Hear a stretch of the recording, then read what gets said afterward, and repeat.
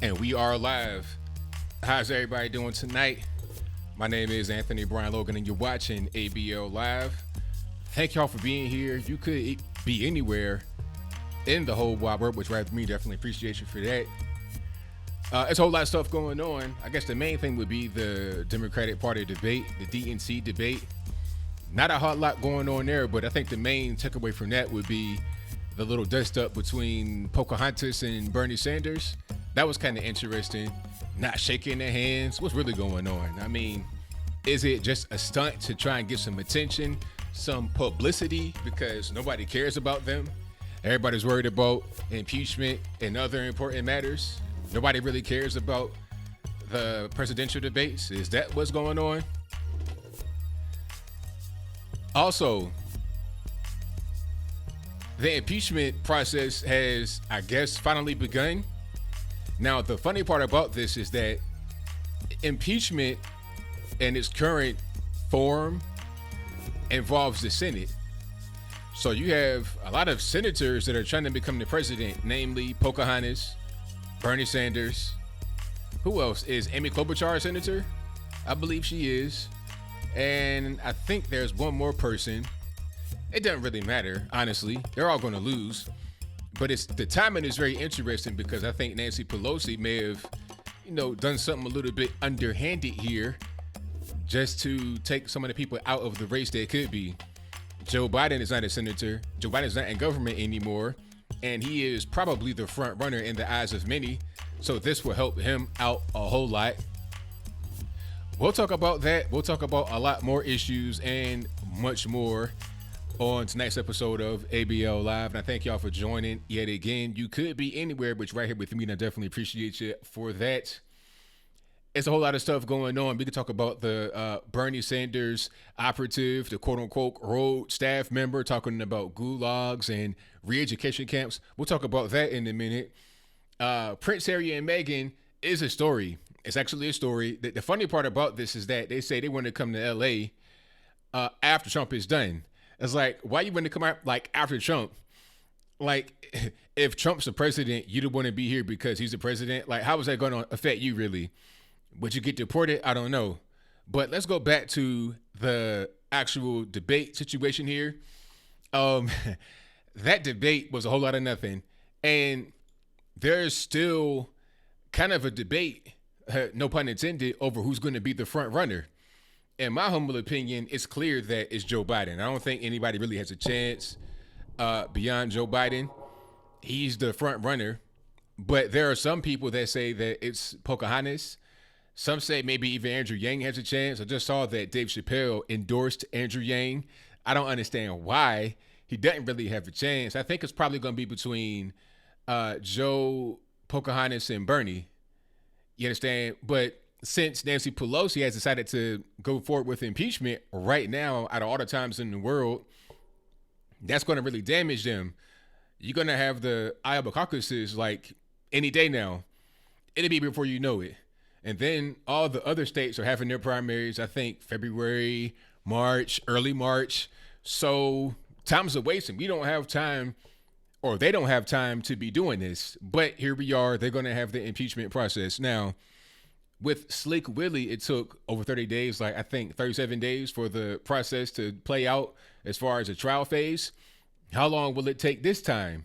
The Democrats want to have witnesses, all this, that, and the third. Now, they could just throw their colleagues in the Democratic Party trying to become the president a bone and just go ahead and acquit. Just acquit right now, because this thing is not going to result in a removal from office. And we all know it's not going to result in that. It's a very partisan thing. No Republicans have voted for the impeachment to go to the Senate, as far as I was able to see. Could be wrong, but don't really matter.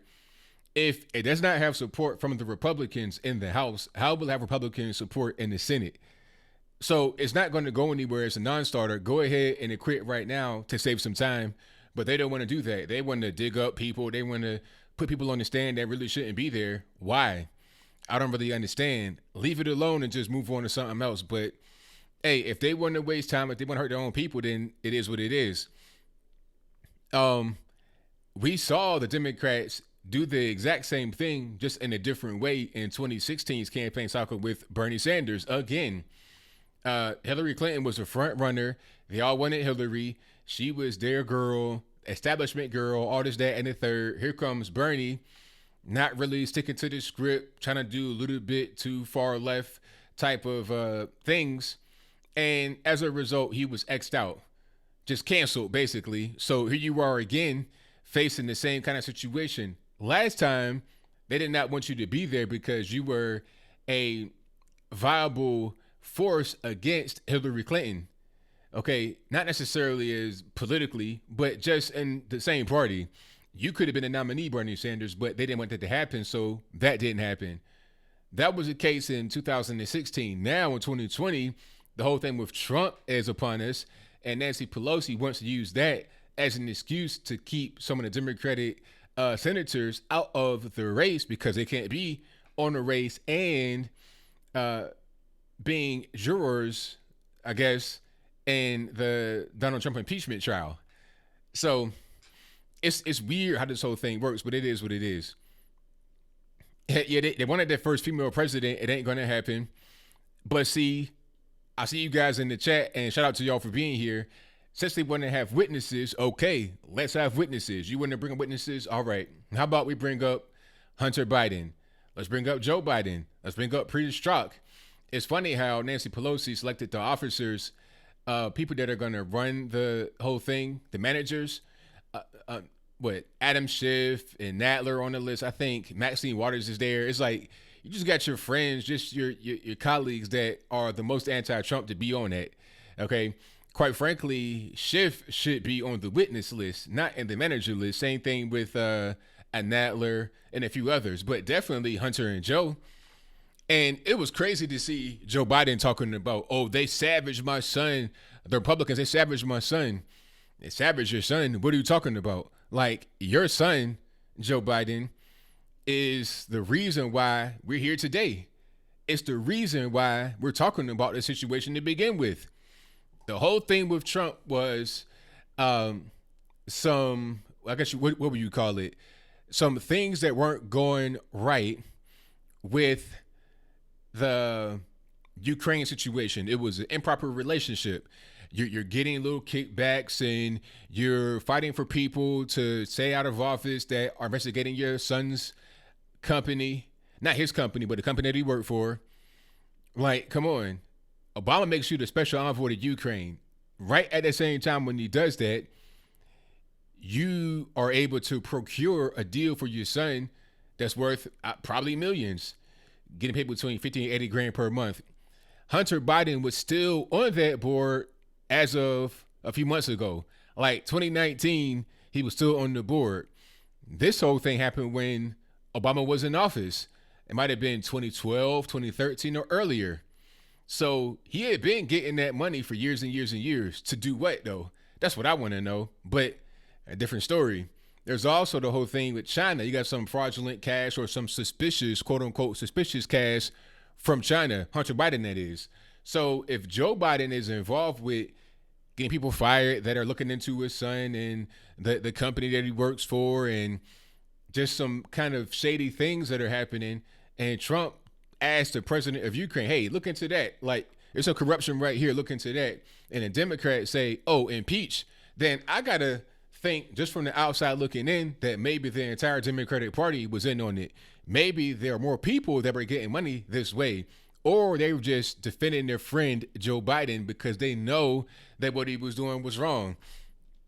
It is what it is. But hey, I can't personally wait until we really see what the deal is here. You know, it is what it is. Mitt Romney. Yeah, Mitt Romney, he may try to vote in favor of impeachment, but it doesn't really matter because you need 20 Republicans in the Senate to basically defect. And not only in the Senate, you got to have every Democrat in the Senate to vote in favor of removing them from office. And that's not necessarily a guarantee. Is Joe Manchin in the Senate or is he in the House? I think he was at one point one or the other, or a governor. Let me see. Yeah, he's a senator.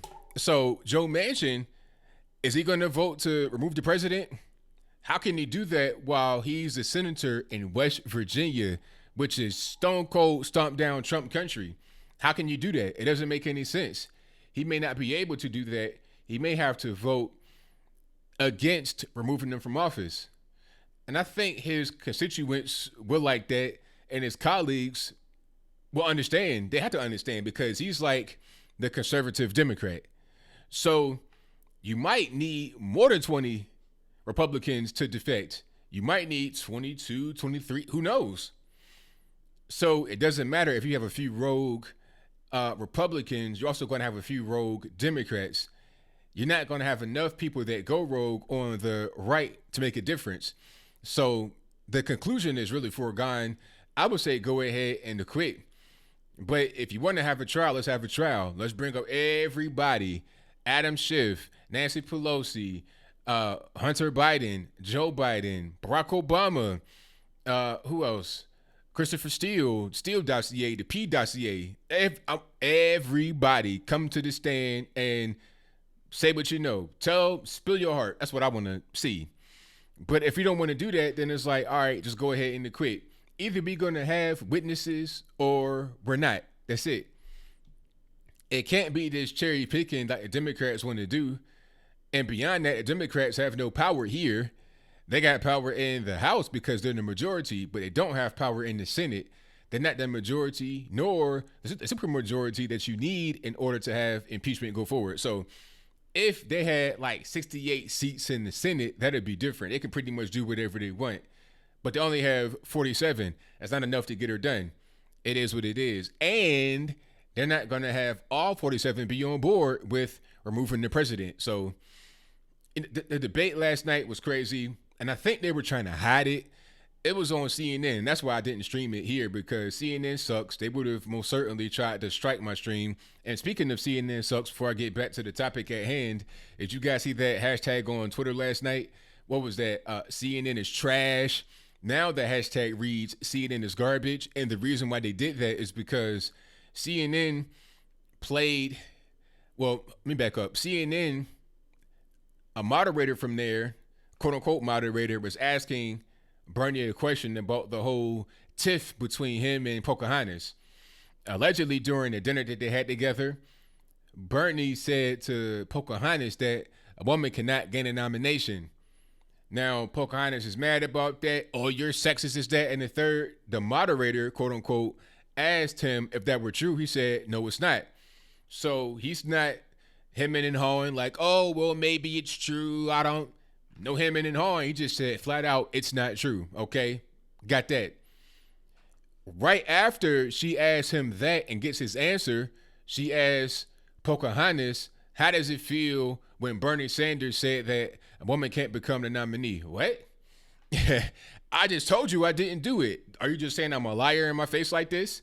Now, she may not believe him, but it's unprofessional to behave that way.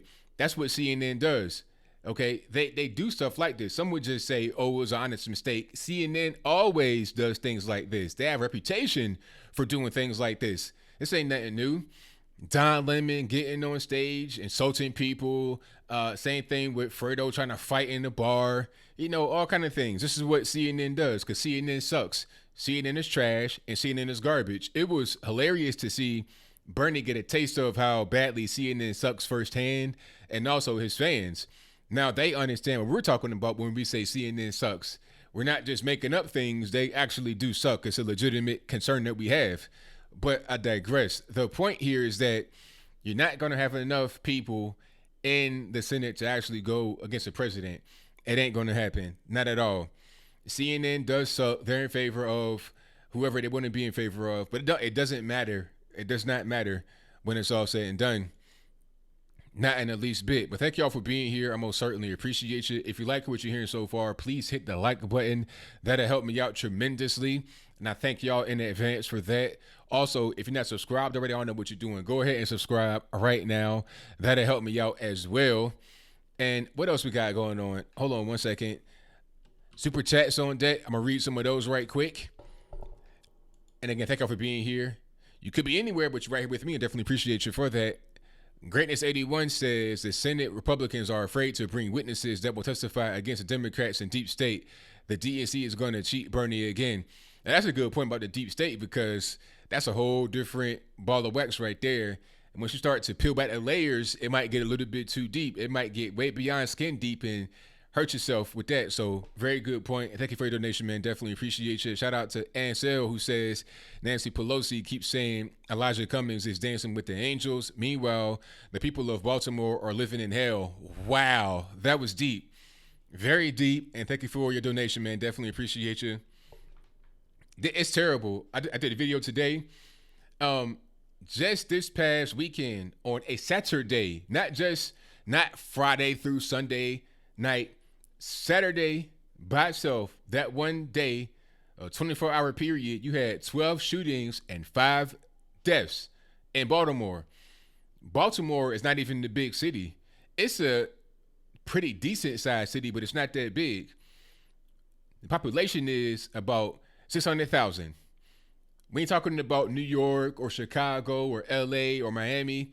600,000. And in that city, 5 shooting deaths in one day. One day. I mean, hey, I'm not a mathematician, but how many days in the year, if you have that same death rate every day, the city would be finished. Like, at a certain point, I think Baltimore needs to do something. Somebody got to come in and intervene. There's no excuse for Baltimore to be looking like that, because Maryland is a very rich state. Probably the richest state in the union per capita, definitely per capita. As far as total cash, no, because of the people that are there, the amount is not enough. It's not like a California or a Texas or something like that with a lot of people in it. But per capita, it's got to be up there with the highest per capita income in the U.S. But yet Baltimore looks like a third world country. Okay, it's really a crying shame. Once you go out to the suburbs, it's the most beautiful you ever seen in your life. I'm talking magnificent, stupendous. Go to the DC suburbs, go to the Maryland suburbs. It's beautiful. Go out Bowie, go out Columbia, Waldorf, Bethesda. Oh, it's breathtaking. But Baltimore, dope fiend central. Inexcusable. Bad leadership, bad policy, just bad overall governance. The money is there, so what's the excuse? There is no excuse. Shout out to Sushi, who says, hey, ABL, just wanted to do a military weapon appreciation. Did you see Soleimani Carr? Oh, I already read that one. That was from last time. But thank you to my man Sushi for that one. Definitely appreciate you. Yeah, that's Soleimani's Carr did get tore up, though. He most certainly did. And shout out to the new member I have. I appreciate you for joining. I saw that at the very beginning. Shout out to all the members. You guys are fantastic. I appreciate you guys 100%. And the whole thing with Virginia is coming up.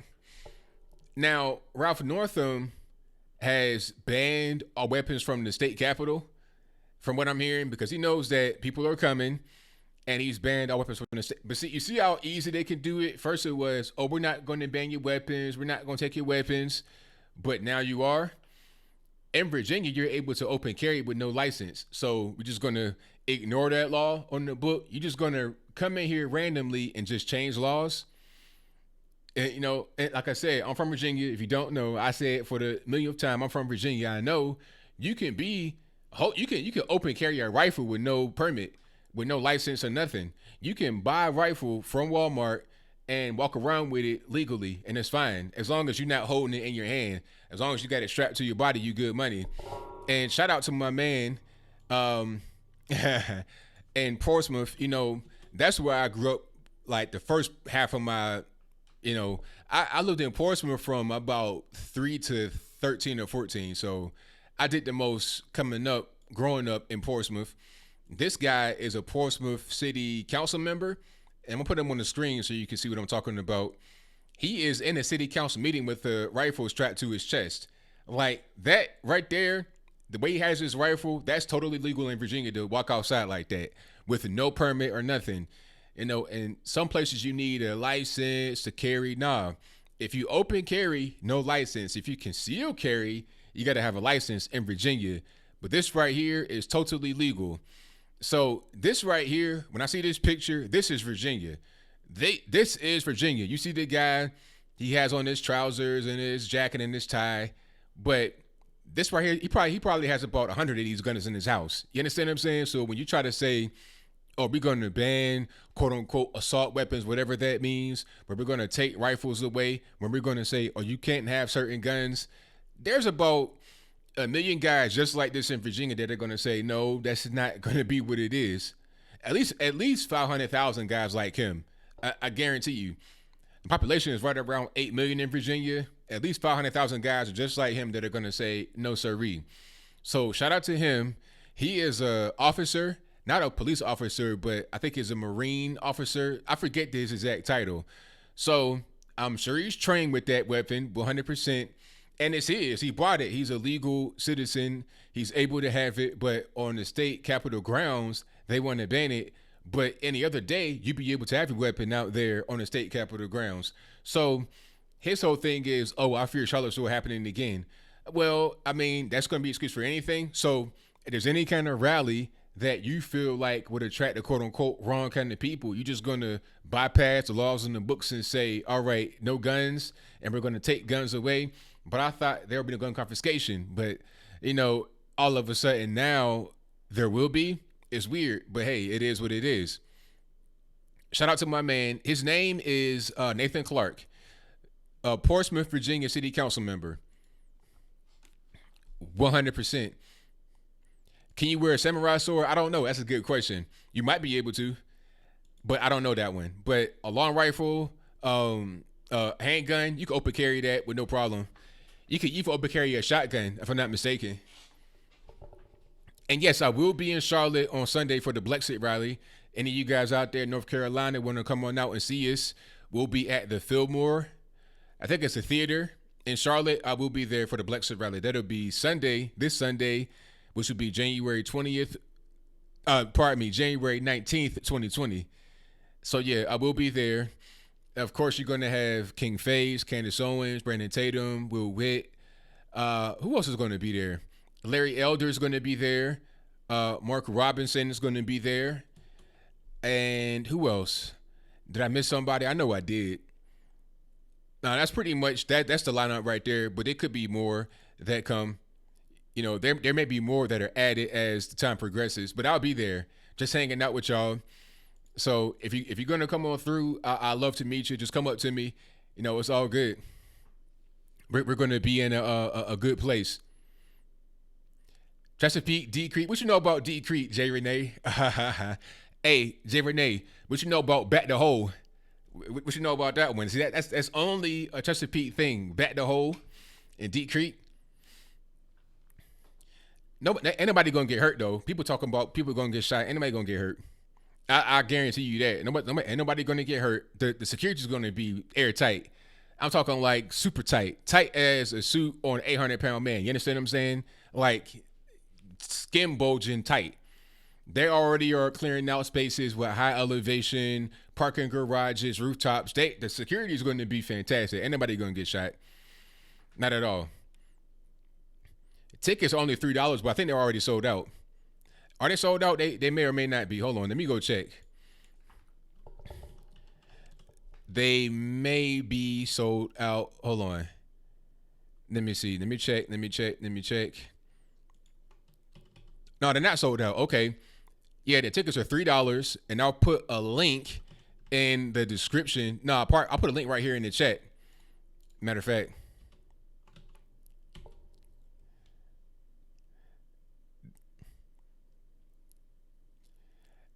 Okay. See, Back the Hole. That's an area. It's like a little neighborhood in Deep Creek. The people that's from there, when people say Chesapeake, Deep Creek, all of that, like past like off of George Washington, they would know about Back the Hole. It's like this little, because Deep Creek is like in this little area that's kind of like off by itself in the cut, as the cool kids would say. And they would call it Back the Hole, like back in the hole. But thank you to everybody for being here. I definitely appreciate you guys. Let me see. All right, hold on. Now I saw where who was that? Joaquin Castro, I think that's his name. Joaquin Phoenix, whatever. he was talking about Pocahontas brings diversity to the debate. And I saw the red line. I'm like, what? Is that what they're trying to say in the headline? But when I read the article, he was saying that she brings more diverse people to the debate as far as like viewers or issues of quote unquote diverse people. I'm not really sure if that's accurate. In her closing statement, she was talking about she didn't want to ignore trans women of color. So maybe that's what he was referring to. It was really weird. Like, how did you go from talking about Iran and healthcare to trans women of color? It's just kind of strange. Hickory, I know about Hickory. Great Bridge. I used to live in Great Bridge or close to Great Bridge. R.A. Williams, yeah, back the hole. Yes. That's the only, you will only know about that if you're from that area. But yeah, the event in Virginia is going to be in Richmond on the state capitol grounds. Let me see. Yeah, I heard about, of course, Antifa. They're trying to be at the rally. But I'm telling you, the security is going to be stupendous. People that are there that I know, they're saying that, the security is going to be tight.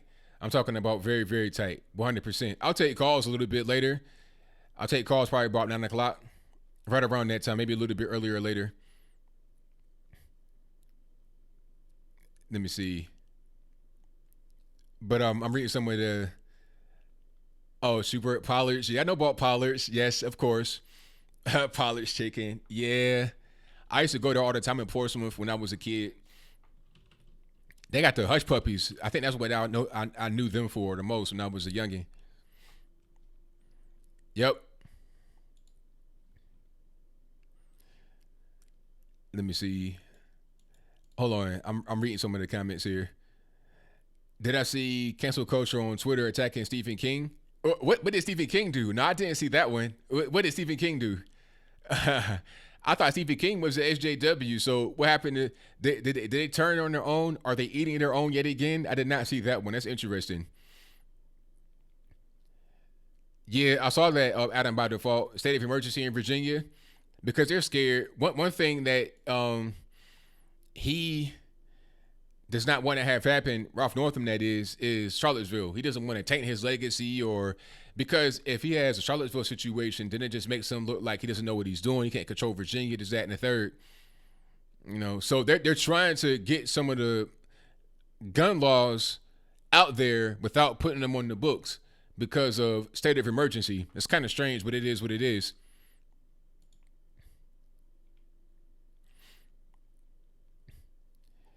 Yeah, and the thing about it is that Antifa, if they were to come to Virginia, you know what? I don't know if they actually want to do that. A bunch of guys that are talking about Second Amendment rights, these Virginia boys, I'm telling you, like some of these guys you're going to see, they don't really want to do that. Like they like going to people that are soft targets, attacking journalists and stuff like that. Some of these boys, it's just, you're not going to want to actually do anything to them. So I don't know if they're going to be in Virginia, and if they are, they may not be very effective. I know about Golden Skillet. Yeah. I used to live in Portsmouth, and they had the Golden Skillet, this big frying pan on a sign you be driving by. I know about Golden Skillet. Shout out to R.A. Williams, a.k.a. Black Mullet 40. Yes. I know all about Golden Skillet. That's old school. That's back when I was a kid. I used to see that all the time. Yep, that's like early 90s when I would see that all the time. I hadn't been bad that way. Like that's probably been gone a long time now. All right, let me see. Tim B says NBC claims trans men have it worse than real women buying tampons. Like, okay, my question is, how does it even make any sense? Okay, I'm going to just try to make this statement make sense to me. I'm going to try to translate it into, I guess, a normal person's, thought process. So the trans men are biological women, right? And they're having a hard time buying tampons harder than other biological women. Why? Because of how they look? I mean, that's really what it boils down to. you're not going to actually change your gender. You just may have a different kind of appearance to you sometimes, because sometimes you got people that look like regular everyday people that say, yeah, I'm trans. It's like, so you look like you look like Joe the plumber. How are you gonna say you're trans? Like, what are you talking about? You were born a male. You appear to be male. You don't have any kind of feminine qualities at all, but you're trans. Like, so anyway, I don't understand. I think it's just more of this whole oppression culture, oppression Olympics. I gotta be more oppressed than X, Y, and Z person, so I'll make up an oppression. When times are good, when everything's going right, you make up oppressions, you make up illnesses and disorders, because you got to have something to complain about, right? That's kind of what's going on with this situation here, in my humble opinion. Yep. So that's just crazy. Hip Hop Thinker says, talk about West Virginia offering to annex Virginia counties to protect from gun grab. And that's a very deep issue right there, because I know all about Virginia and West Virginia. I was born in West Virginia. I got a lot of family that's still there, and I was raised in Virginia. I got family all over Virginia too. I got family from all the way from like the far west part, like Huntington and West Virginia, all the way to the beach in Virginia, up to northern like DC. So I got family all over, and I've been all over. That is kind of a thing that could happen. And let's not forget, West Virginia was at one point part of Virginia, and it's funny because when they seceded from Virginia, this was during the Civil War. Virginia, of course, was in the Confederacy. West Virginia seceded from the Confederacy into the Union in 1863 with slaves. They were allowed to keep their slaves because Ohio had a law that says they would not accept fugitive slaves. So that kind of is like, well, was war about slavery? I don't know. But anyway, I digress. My point is that West Virginia was at one point part of Virginia. The reason why they seceded was not because of slavery or anything. It's because they felt like they were being ignored by Tidewater. Tidewater is like Virginia Beach, that area, and all the economics are coming right there. The port's right here. You got a direct line to, overseas or whatever. Chesapeake Bay's right there. You can go straight up to Delaware, DC, Maryland, all of that, Jersey, whatever. It's right there. Up the Bay and up the coast to New York, all of that. It was right there. Richmond, even to a certain extent as well, because it's further inland and it's the capital. But West Virginia is so far away. Driving from Virginia Beach to Charleston is like about 6.5 hours right now with modern technology and everything, with roads and cars. So imagine how far that was from Virginia Beach, Norfolk, Richmond, even to even like White Sulphur Springs, which is like right there on the border. It's far, and mountains and everything else. Like once you get past Richmond, you got mountain ranges. Like once you get closer to Roanoke, it's mountains and it's crazy. So they seceded because they were being ignored. Their needs weren't being met. It's the same thing going on right now. Northern Virginia is dominating all of the rest of Virginia. So a secession would happen by joining West Virginia with Richmond, Roanoke, Hampton Roads, Virginia Beach, and letting Fredericksburg, Loudoun County, and that little perimeter to become part of something else. I don't know what they would become. Its own state or part of Maryland, probably part of Maryland, to keep DC independent as a city. So yeah, that was a really deep comment right there about West Virginia taking Virginia counties and letting them secede. Let that be Virginia again, and then let Northern Virginia be something else. Call it North Virginia, rather than having Virginia and West Virginia have just Virginia and North Virginia. How about that? Yeah, the western part of Virginia is night and day. Sorry about that. The western part of Virginia is night and day from Virginia. It's nowhere near the same thing. Like Northern Virginia is DC. DC suburbs, basically. Fredericksburg up, DC suburbs. Western Virginia is like West Virginia and Kentucky and Tennessee and stuff like that. It's a whole different world. And actually, once you get past, like Roanoke, you're pretty much in West Virginia anyway, because the the state of Virginia gets slimmer and slimmer. You like kind of pancaked in between Tennessee, Kentucky, West Virginia, all of that. Once you get way past like Big Stone Gap and stuff, you know, it is what it is. Just like Carolinas, yeah, I would imagine that's pretty much how it is. Delmarva, Delaware, Maryland, Virginia, and also that's going to be like Eastern Shore basically, because I almost forgot about Eastern Shore. Eastern Shore is its own little. It's part of Virginia, but you forget about it. You have Virginia Beach, but you also have Eastern Shore, which is to the east of Virginia Beach, and it's in between the beach on up to that coastline and Eastern Shore. You got Chesapeake Bay, and once you go up the Eastern Shore, you have Eastern Shore, Virginia, and also Maryland's Eastern Shore, which is a whole different world than DC, Baltimore, and whatever. And Delaware is right there too, so Delmarva is like its own little place. Make that be one state. I wouldn't be against that at all. Yep. Shout out to Damien. Shout out to the Bronx. Big up to the Bronx. Yes, indeed. Sharon from West Virginia native. Alrighty. Good money. Somebody said they're a Portsmouth native. I think that's what I saw. Delivery Bro. Shout out to you, Delivery Bro. I appreciate that, man. Let me see. Alrighty. I'm reading some of the chat here. Concord, North Carolina. Shout out to Concord. I know about Concord. But yeah, there could be a secession movement, and it's kind of the same thing going on right now with California. They're trying to break it apart, and that may need to happen because Southern California, Central California, like Fresno and LA are different. Bakersfield, all of that is different from Sacramento and San Francisco, and like way up, like Redding is way different than LA. So they may need to break up as well. 1,000%. I think that at a certain point, maybe not in my lifetime, but maybe so, there's going to be some balkanization going on in the United States. And it's not going to be a bad thing. It'll be for the best. Definitely. It'll definitely be for the best, in my humble opinion. Eastern Shore, Maryland, definitely conservative. Shout out to No Little King. Harare, Zimbabwe. Shout out to Zimbabwe.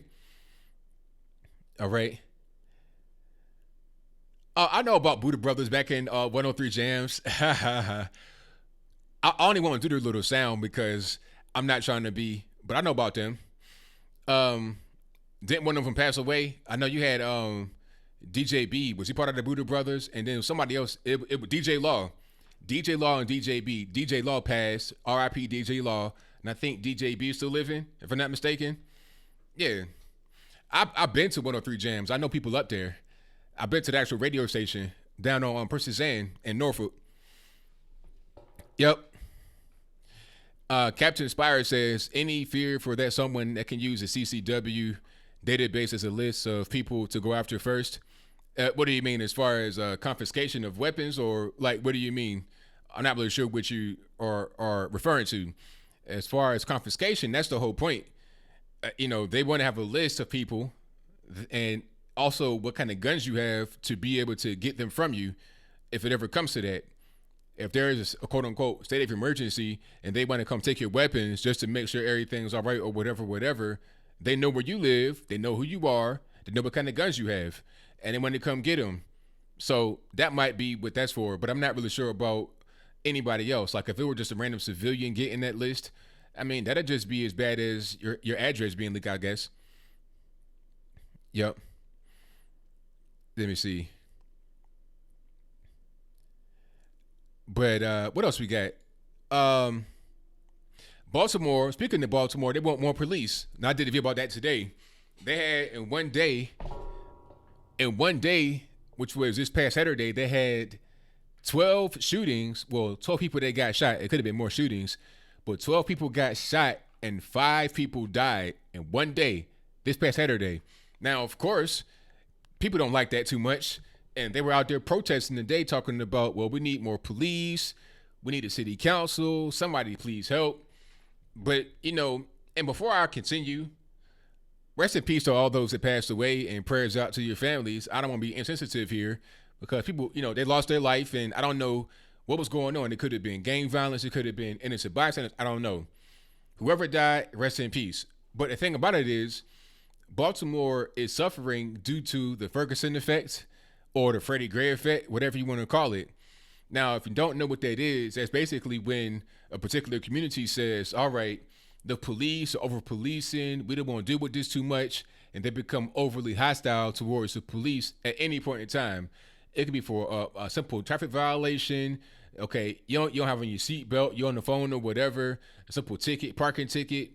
It's constant hostility, constant F the police, this, that, and the third. So the police are like, all right, you don't want us to be here policing properly. You don't want us to do our actual job. So what we're going to do is just totally back off.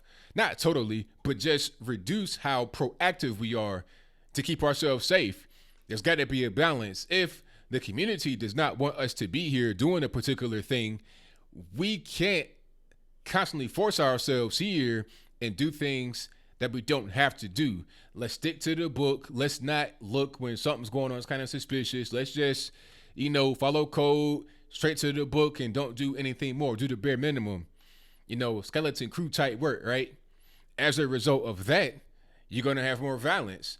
So when people talk about silly things like abolishing the police or F the police, it's like the police in these ghetto areas especially are the last bastion of defense. They're the last hope. There's no other people that are going to protect these people. Half the dads ain't there. You got 80-90% single parent households led by women, poverty stricken. Like anybody can come in there and do whatever they want to do. Dope boys, human traffickers, whatever. There's no protection. There's going to be a lot of crime. You need the police. And I didn't understand that. 5 people shot, killed one day. Probably all young, 21 and under. Young boys. Not people, probably not even adults, juveniles, 15, 16, 14, 13. I know guys that was that young and got shot, killed. Okay? So, you need the police. You got to have a strong police presence in these areas that need it. Stop and frisk, it worked in New York. People could say, oh, you're violating my rights. All right, that's fine. But make a decision. Do you want to have the right to not be stopped and frisked or to have that in your community? If you have the right to be not stopped and frisked, the crime is going to go up. If you have it in your community and the crime goes down, which one do you want? It's an easy decision. I want less crime. Stop and frisk, it works. People in the community say that it works. They appreciate it. They respect it. If you don't want stop and frisk, the solution is to not have that much crime in your community, not much violence in your community. Reduce the crime, reduce the violence, and stop and frisk won't be needed. But since we do need it, then you need it. It is what it is. But yeah, Baltimore definitely needs a better police presence.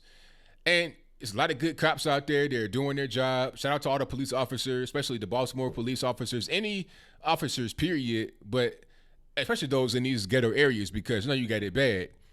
But they can't do their job when they're not getting the community cooperation, when they're constantly getting disrespected and threatened. They can't do their job the way that it should be done to protect these communities effectively. So it is what it is. Oh, I did see that, Misho. Jussie Smollett's data being sent to the government by Google. That's going to set a very interesting precedent, because my question would be, under what circumstances would the government take your data and send it to? How do you get your government to take data from Google? Like, how does that really work? What will be the criteria necessary to have that happen? Anything? A traffic stop? Oh, we need to see if he was texting. Give us the data right now. And who's viewing the data? See, a lot of this stuff we're doing right now is kind of new. You got people working in the government looking at your data. Like, are there any safeguards against that person? Or how do I know that I'm not being compromised in a different kind of way? Like, that I don't actually need to be to see what happened with me in a different situation. Like, prime example, Jussie Smollett. They want that to see if he was engaging in any kind of fraud, I suppose, with these 2 bodybuilder Nigerians and the whole fake hate crime situation. But what if they find other things that are unrelated? How does that really work when you're talking about data collection? Is there a warrant only to see things that are related to this whole situation over there? They could find like a big smoking gun, like a really piece of, they could find things that would really damage him and could lead to giant arrests all over the world. Okay, can you take that? I'm not really sure how that's going to work, but I'll be interested to see what comes of this for sure. Now, if he does not have anything happen to him, if there's nothing that happens, I'm like, okay, this is just fake. You got this man's data, you got videotape, you got a confession from the brothers, all of that, and nothing happens. I'm like, all right, it's fake. That's pretty much what it is. A closer look says when a crime is being investigated, all providers are required to hand over data or cooperate. Now, remember, the whole thing with Apple, did they actually cave? Because there was this thing about Apple, and I think the police were wanting the phone to be unencrypted, but Apple didn't budge, or it was no back door, or it was something like the police wanted the back door to be installed so they'd be able to see encrypted things unencrypted. You see what I'm saying? But I'm not sure if they were able to get that actually done. iPhone won't? Okay. iPhone won't, but Google will. Gotcha.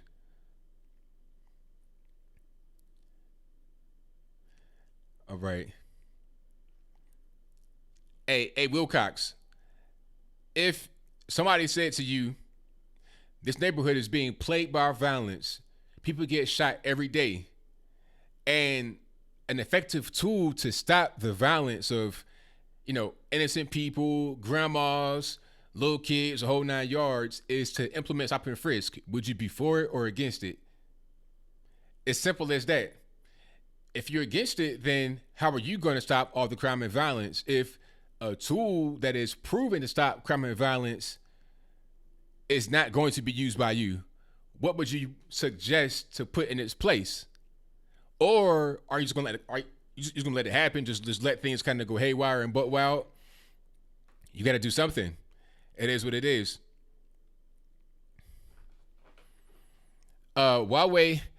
Now, Huawei. Like, the thing about Huawei, they were saying that, well, the rumor, I'm not sure if it's true or false, was that some data was being transferred to a Chinese server. That was a rumor, but I'm not sure if that's true or false. And I think they came out and said that there were certain apps you can download that do that, and they tell you that it does it. But they don't take data. They don't give data to the government, as far as I know. Maybe they would if they got subpoenaed, but I don't know. But the rumor that I heard was that they have your data go to a Chinese server. That was pretty much it. Yep. Oh yeah, Baltimore definitely has police corruption, because who wants to be in Baltimore being a police officer? Nobody really wants to do that because it's an unsafe place. People don't cooperate. So if you're able to have any old Tom, Dick, and Harry become a police officer in Baltimore, you will have corruption. Same thing with the mayorship. They pretty much put any Joe Blow in there, you're going to have corruption. That's how that works generally. Let me see. Watching trains go by says there's so many eyes on the police, they can't get away with doing the right thing, let alone the wrong thing. Let them be police instead of babysitters again. There you go. 1,000%. Exactly. Everybody got their phone out. Everybody's a lawyer on the street corner talking about, oh, you can't do that. My rights, my rights. It'd be so wrong. Wrong is, 3 left feet. You understand what I'm saying? But they think they're right. And all they're really doing is getting in the way. Get out of the way and let that man or that woman conduct police business. Simple as that. It ain't nothing else really to it.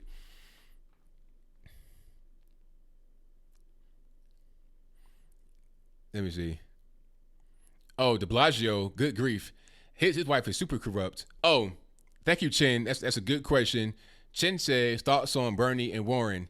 Now, that whole situation was hilarious. They had a little senior fight. That might be the proper term. The little senior fight between the two of them.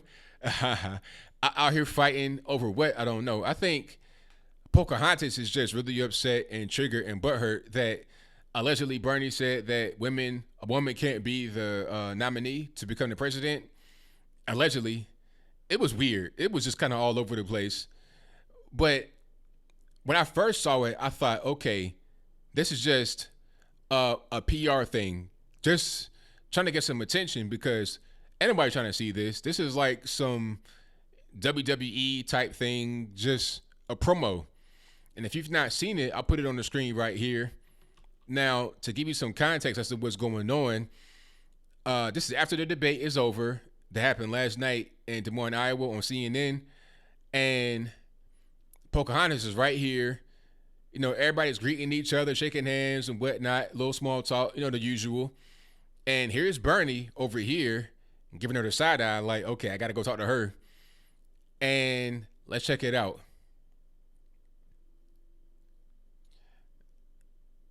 So did you see that? Let's back it up one more time. So Bernie reaches out with the hand to shake her hand, and she does that, like clasp her hands together, does not shake his hand. And then you can see how they're talking to each other. It seems kind of tense, like somebody then did something. Somebody then stole somebody bingo card, or, you know what I mean? Something happened that shouldn't happen.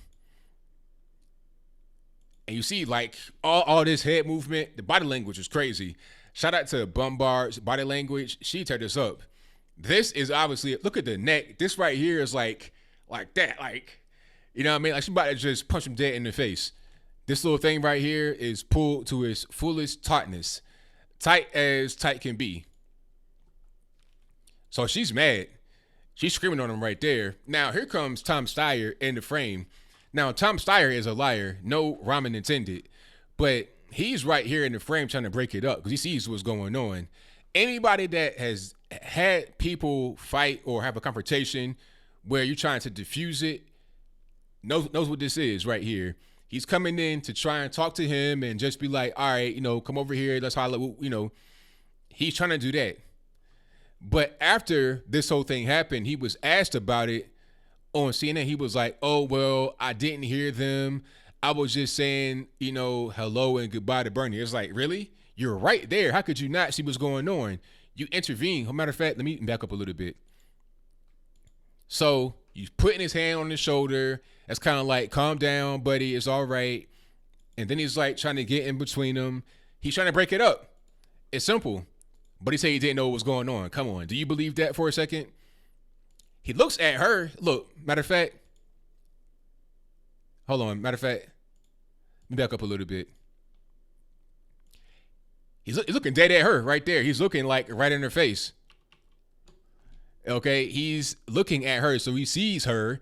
He sees them having a confrontation. He sees her neck about to bust a vein. You understand? And Bernie's right there doing the same thing. They're having to fight. Now, what do I think about it? I think Pocahontas cannot take the back and forth of politics and how mud-slingy it can be.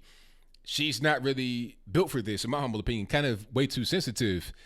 The thing that Bernie said or didn't say about women not being able to get the nomination, I mean, why would that even really affect you like that to the point where you're going to be all trying to fight and, you know, all of this and next? It's no need for that. Don't be so triggered and butthurt. And if you're going to be that way, do it on the stage, not after the fact. You know, that's kind of just, it's really weird that she would do something like that. But I think it probably hurt her more than it hurt him. Bernie's folks are like, yo, CNN, they didn't give us time of day.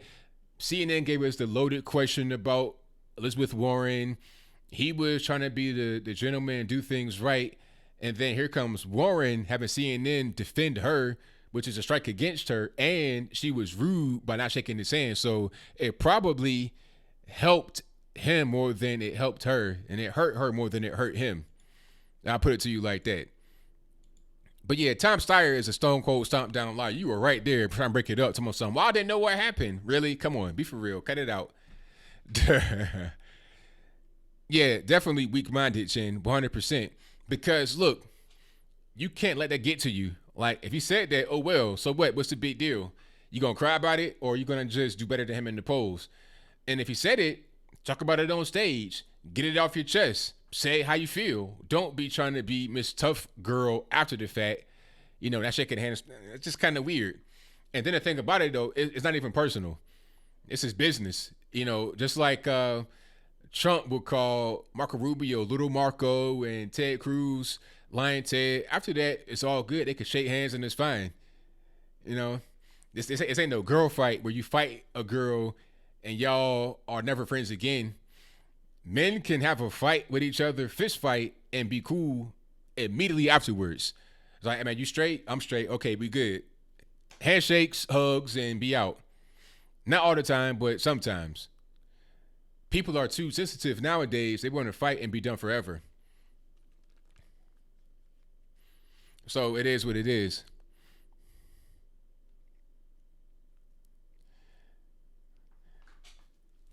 Yeah, it was just weird. It's like, talk on the stage. You don't gotta do all this, call a man and say how you feel or talk about it on stage. Klobuchar was shaking like a salt shaker, 100% correct. That little bang she had right here got cropped or put to the side, but her whole hair was like independently moving. It was like, wow, she was talking to her face, but she was talking with her face and her facial features. Her hair was doing something totally different. It was like, she was speaking English, they were speaking Klingon. You understand what I'm saying? It was just kind of like independently doing his own thing. So I don't know what's going on with Amy Klobuchar, but that shaking needs to be addressed. I feel like it could be a medical condition. Whatever it is, she should just say what it is so I know, just for my own self. So I'm like, oh, okay, I get what's going on. The shaking is because of X, Y, and Z. Not just because, just for no reason. It's an actual legitimate reason why that's happening. Pardon me. Yeah. Yelnat says punching friends is part of being a guy. Exactly. It's all good. It's no big deal. It's no big deal. You straight, I'm straight. We good. Exactly the same to Pepper. 100%. Don't be getting so triggered and butthurt about the whole situation. Yeah, but that hair was like, it's like going like this. You understand what I'm saying? It was like doing that. It was crazy, but it is what it is. Okay. Let me see. I got super chats. Hold on. Let me go and get your super chats right quick. Did I get everybody? I think I did. Oh, shout out to all you guys. Thank you to Giovanni Patterson, who says, I'm running for city council in Baltimore with an R next to my name. Say a prayer. Hey, my prayers out to you, man. Hopefully you win and you're able to turn some of that stuff around in there, man, because they need it. They desperately need it, man. So hopefully you're able to win, man. Definitely. Stacey Felice says, when Bernie and Pocahontas had an argument at the end of the debate, it looked like it was about who took the last fruit cup during lunch at the home. Exactly. Thank you for your donation. I most certainly appreciate you and your hilarious words. You took my fruit cup. Give it back, Louisa May. That kind of thing was going on right there. Shout out to R.A. Williams. I read that already. Shout out to ADB, who says ABL from Fairfax County, Virginia. Oh, man. Prayers out to you, man. And a lot of people who live in Western Fairfax don't want their gun rights taken away and won't cooperate with the laws. See, I didn't know that. I'm thinking Fairfax is like Stone Cold Stomp Down Blue, but hey, I guess that's wrong because you got conservatives everywhere. So shout out to y'all up there in Fairfax. Hopefully you able to get some things resolved. You got the march coming up on the 20th, which is this coming Monday. Hopefully everything goes well and you're able to have the Democrats back off. I did see something about the Democrats backing off of confiscating AR-15s. I saw that today. Now, that may or may not be right, but let me see if I can pull it up right quick so you can see what I'm talking about. Because they're talking about, they don't want to confiscate. They don't want to. Yes, they do want to confiscate. Matter of fact, hold on. Let me see. They might taking that down, actually. If I could find it again, I'll put it back up. But I thought they backed down from that whole situation. Let me see. Yeah, they didn't put it back up. But yeah, they want to ban all kind of stuff in Virginia. They want to ban quote unquote high capacity magazines. They want to ban all kind of stuff. Here's a bill. Democrat bill mandates licensing of all Virginia AR-15 owners. Yeah. So this is the bill that's out there. Not a law yet, of course, because it has to be a bill before it's a law. But you got to have a license to have an AR-15. according to this bill. Now, I think this bill may have been tabled after a big outrage and a big protest, possibly. But this is what they're trying to do in Virginia. Now, an AR-15, why is that like the gun? There's other guns that do the same thing an AR-15 does at the end of the day. I mean, it's a rifle. It's a long rifle. There's other long rifles out there that are not the AR-15 that are the same, basically. Once you get down to it, they go pew, pew, and they shoot the same kind of ammunition. But people that don't understand guns don't understand this. They think, oh, AR-15, it's a big, scary gun. And this and the third.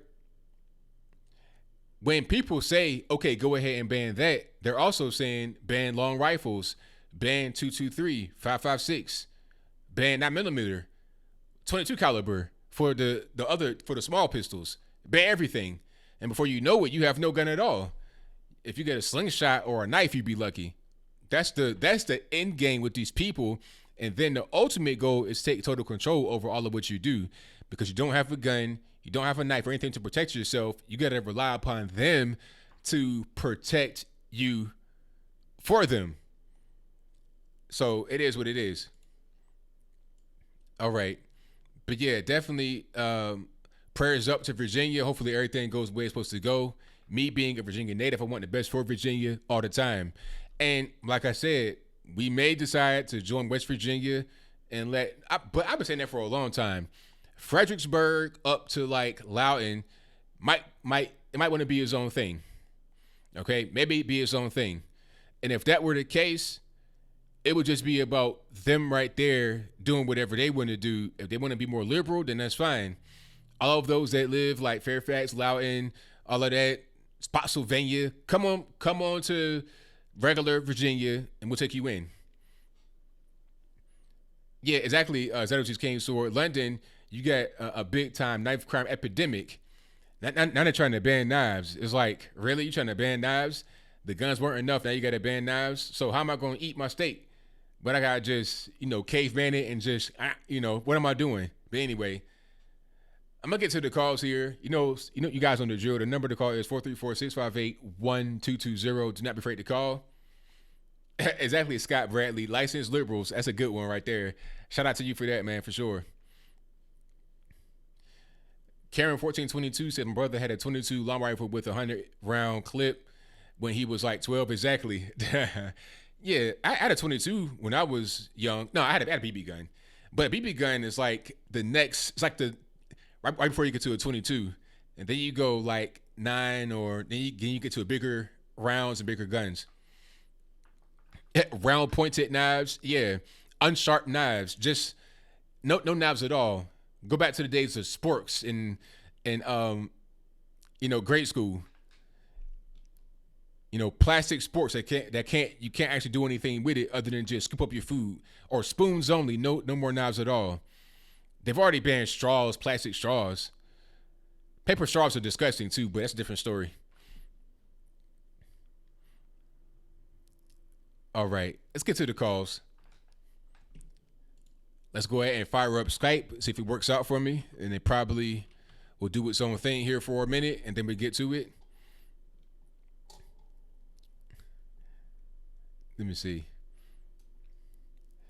Yeah, the problem with Virginia is that it's just run by a lot of leftists. The Supreme Court may need to get involved. That's right. I didn't see in Sainty Pepper.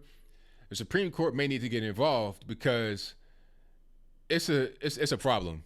It's definitely a problem, and it's getting to the point where it's it's impeding upon our Second Amendment rights. So it's definitely an issue there for sure. But let me get to the calls. The number to call is 434-658-1220. If you want to get in through Skype, there's an email for that in the description box.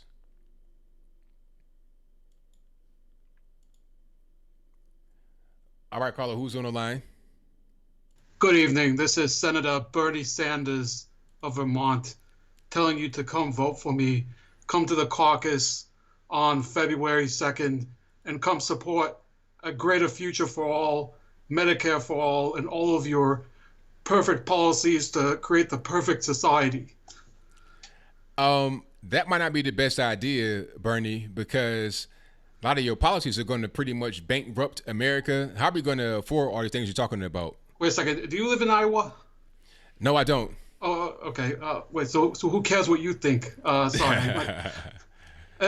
You know what? I'm just feeling a little cranky today after, I had to speak to kind of this shrunken old prune last night after the debate. So sorry if I'm a little curt with you, but whoa. Hey, Bernie, you got to be nice, man. You can't call Pocahontas a shrunken old prune. I was talking about Donna Brazil. Okay, fair enough. Go ahead. Anyway, I apologize. I'm sure that you're in a different primary state, and I might have to get your vote later. So I don't know. I guess you can ask me anything for the moment. Okay, Bernie, the debate last night was kind of boring. Do you think that people are really caring about the debates, or are they more focused about Trump and the Trump rallies and the impeachment process? Has Trump taken the eye off of you guys trying to become the president? Look, what's your name? It's Junior, or what's your name? My name is Anthony. Anthony. Okay. Listen, you have to understand, at most of these debates, they fill me a cooler with Monster energy drinks so I can get my hands flapping around like one of those car dealership air tubes. And this time, for whatever reason, they put Rockstar, and, it just doesn't do the same thing for me. So what could I say? I didn't perform up to expectations yesterday. Oh, okay. Yeah, I see. That's pretty much what's going on. But still, I mean, people just aren't really paying attention. The debates aren't getting much traction. People are saying that Joe Biden is a front runner, and he's got you guys beat by a long way. He has a black community and a lot of other people. How are you going to actually overtake Joe Biden in the eyes of many as far as who's running the race, who's leading the race? It's a very difficult thing to, reach out to the black community. Obviously, there's a bit of a cultural gulf between a lot of black people and the rest of America, especially given that I live in the state of Vermont, where, a lot of people haven't seen a black person since Arsenio Hall or something. So, I've been doing a little studying on it. I watched a bunch of Lakers games, and unfortunately, I caught the one where Lizzo stepped out onto the floor. So I started to realize, the game of basketball has changed a lot. So, it's an ongoing problem. And just so you know, I have rented out all the VHS House Party movies for the next week, and I'll be binge watching it with my colleague Rashida Talib and Ilhan Omar. Oh, is that right? Are those your friends? You guys are like hanging out together. Are you part of the squad? They have to keep me awake because of the we have an IV drip in the bus and everything to keep me awake to because we've been going all around the country. It takes a lot of energy out of you. Oh, okay, I see. Now, speaking about Rashida Tlaib and everybody else, the quote unquote squad, how do you feel about them pulling your party all the way far to the left, or do you feel comfortable being over there all the way far to the left? No, I think that, I've been trying to pull it so hard, and you can see how I look. So finally somebody else has taken up the job. Okay, I see. You got a whole squad, no pun intended, behind you, helping with the whole situation. So, I mean, I don't know. Like, okay, we got the primary coming up pretty soon. Who's going to be number 1, 2, and 3 as far as you guys are running right now? As far as number 1, who's going to win? Number 2, the runner-up. Number 3, third in place. Let me know. You're talking about in Iowa? In Iowa, yes. Okay, so if everything is fair, of course, I will come out on top. Of course, Mayor Pete has talked about wearing his lucky feather boa, so I don't know if I can defend against that. And of course, I know that he's not supposed to be on the ballot, but Michael Bloomberg has promised that if he comes in third place, he's going to eliminate the paywall for all of the state of Iowa forever, as long as they sign away all their corn for him for the next 45 years. Oh, okay. And then number 1 will be you, right? Yeah. I mean, number 1 is going to be me. Otherwise, there could be some unfortunate consequences. Oh yeah, we don't want that to happen. We don't want any kind of Hillary Clinton type things to Right. be going. So sometimes when the vote goes the wrong way, bad things happen. People end up, with milkshakes in the face and stuff like that. Yeah, no, Yeah. no, we don't want any kind of Antifa action or anything. Now, Right. speaking about them, Antifa, I know you've seen them pretty much parading around here doing violent acts. Do you support that or no? Uh, Let me tell you something. Antifa, they provide a welcome service in this country against the wave of people who, sometimes people want to go out for a sandwich late at night and they get hassled by, racist thugs walking back to their apartment and they have to go shoot on set the next day. So I think Antifa should be stationed in the appropriate place. I just don't think they've been utilized correctly. Well, hey, I don't know. I can't say too much more about that. You pretty much put everything out there. I think everybody knows what you stand for at this particular point in time. So, do you want to add anything before I get to the next call? Yes, I mean, I think there's been a lot of confusion about what my campaign is about because of one of my associates. And to be clear, we don't believe in gulags, especially, re-education camps. It's not like we're going to send you to, Arizona State or something. But if you don't trust me, I can get you a waiver. All you have to do is send a $27 donation to the Bernie Sanders 2020 campaign, and you get an exemption from the first 5 years of Democratic not gulags. All righty, boy. Thank you for the call, Mr. Sanders. I definitely appreciate you. All right, and I hope I have your vote on February 2nd. I'm not gonna be able to do that, but hey, I thank you for calling. Just give it a try. Give it a try. I'll pass. Thank you for the call. I definitely appreciate you. All right, have a good night. All right, now. All right, so that was Bernie Sanders. That was actually him. That was not a person impersonating Bernie Sanders. That was actually him. So shout out to Bernie Sanders for calling. I know he's busy over there in Iowa trying to get a nomination, also trying to get ready for the impeachment process because you all know that the impeachment process will be in the Senate and they got to be there 6 days a week, not 5, but 6 days a week, Monday through Saturday, at their desk, doing the whole situation with the impeachment process, the whole dog and pony show. All right, but let's get to the next call here.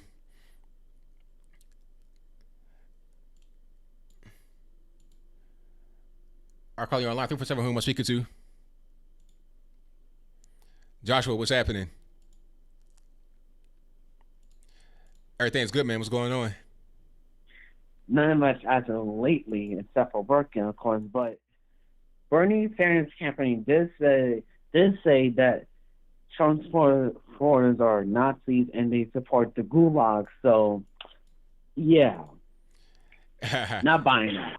Yeah, it seems like it's them that support the gulags and they're actual Nazis there because the guy that was undercover was talking about, oh well, after Nazi Germany was over, they did this and they did that. So it was like, okay, you're modeling your new government after the Germans right around the Nazi time. So who's the actual Nazi here and who's not? Kind of hard to tell. Exactly. They're the Nazis, not us. That's right. Yeah.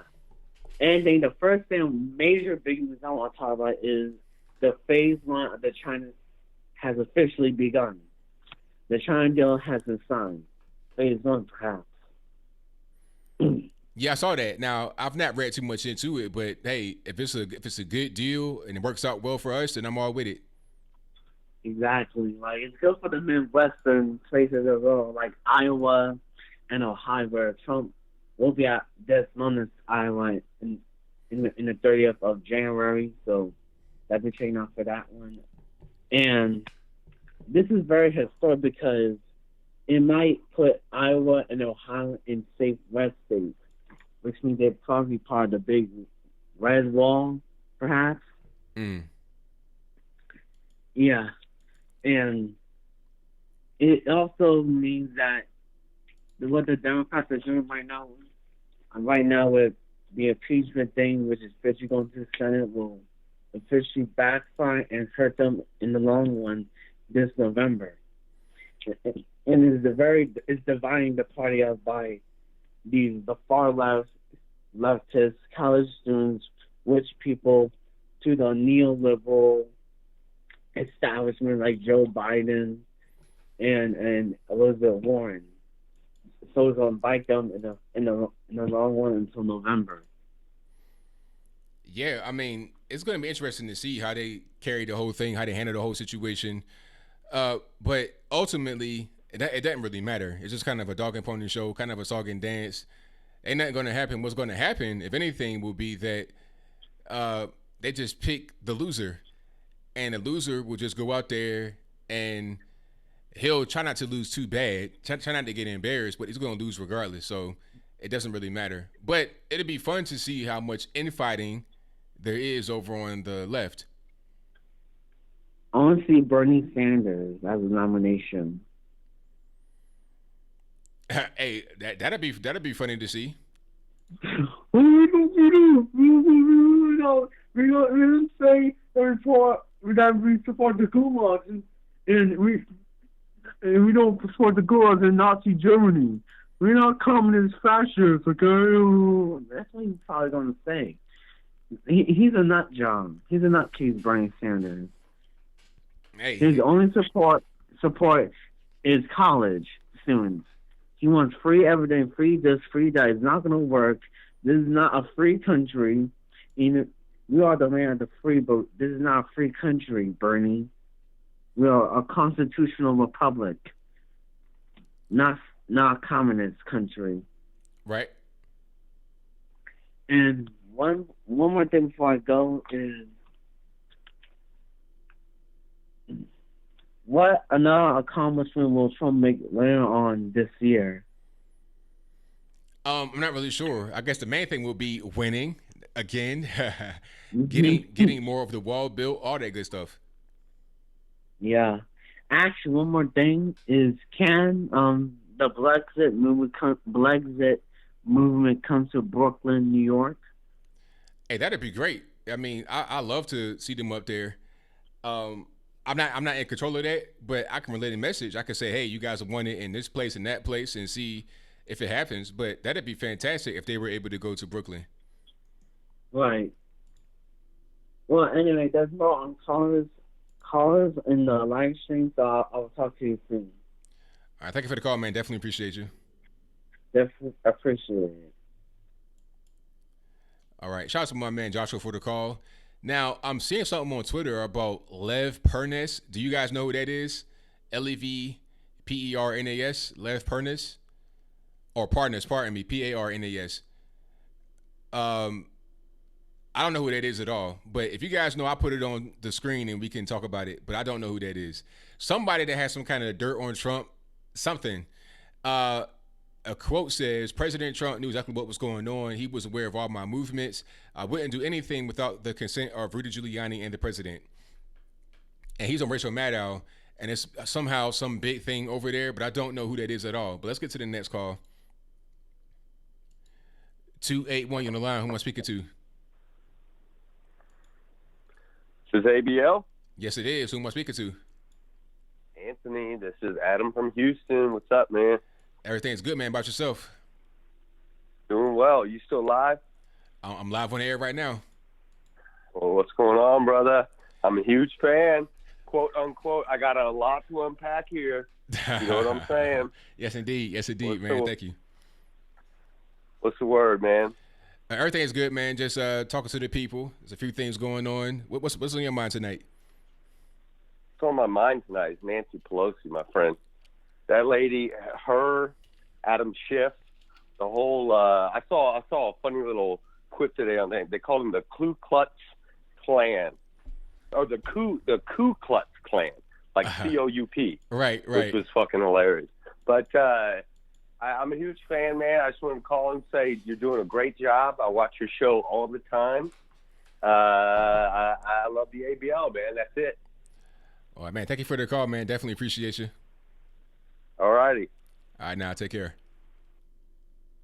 All right, shout out to the caller, but hey, you guys can't cuss, please. You can't cuss. No cursing on the show. Keep it PG-13 at best. Really PG. But let me get to the next call. 760, you're on the line. Who am I speaking to? What's that? 760, who am I speaking to? This is Eric. All right, Eric, what's going on? Hey, not much, man. Long time listener, rarely catch a live, so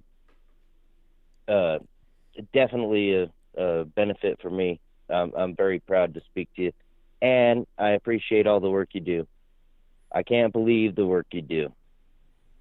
Well, You're a thank busy you. man. Thank you, man. I really appreciate that. I'm glad to have you here. I'm glad you're supporting the show. Well, I wanted to know what your opinion was on the whole the impeachment thing, where they think they're going, because I can't believe they're that stupid to indict themselves. I mean, they literally wrote a check they can't cash. So That's I wanted right. to know your opinion on it. Well, I mean, the whole thing was just dumb from the beginning.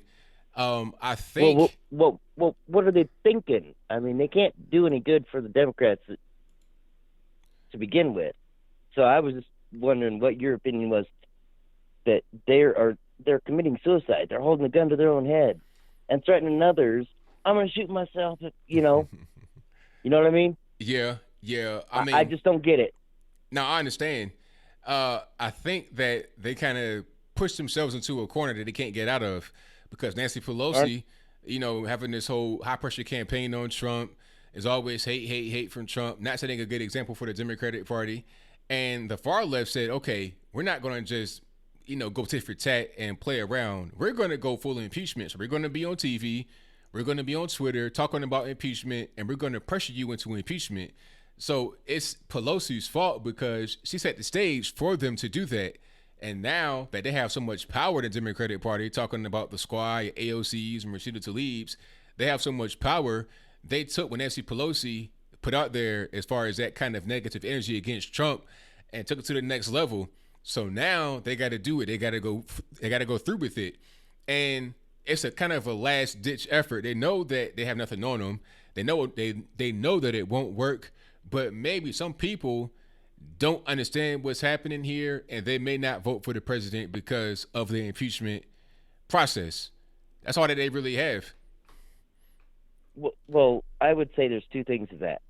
It's laziness, because they don't want to research anything. And they're ignorant because, they refuse to research anything.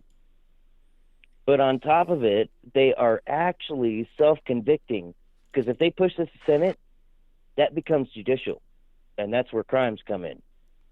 So if they start lying and committing a coup against the president in the Senate, it changes the whole game, and they're too stupid to realize it. They are actually self-convicting. Right.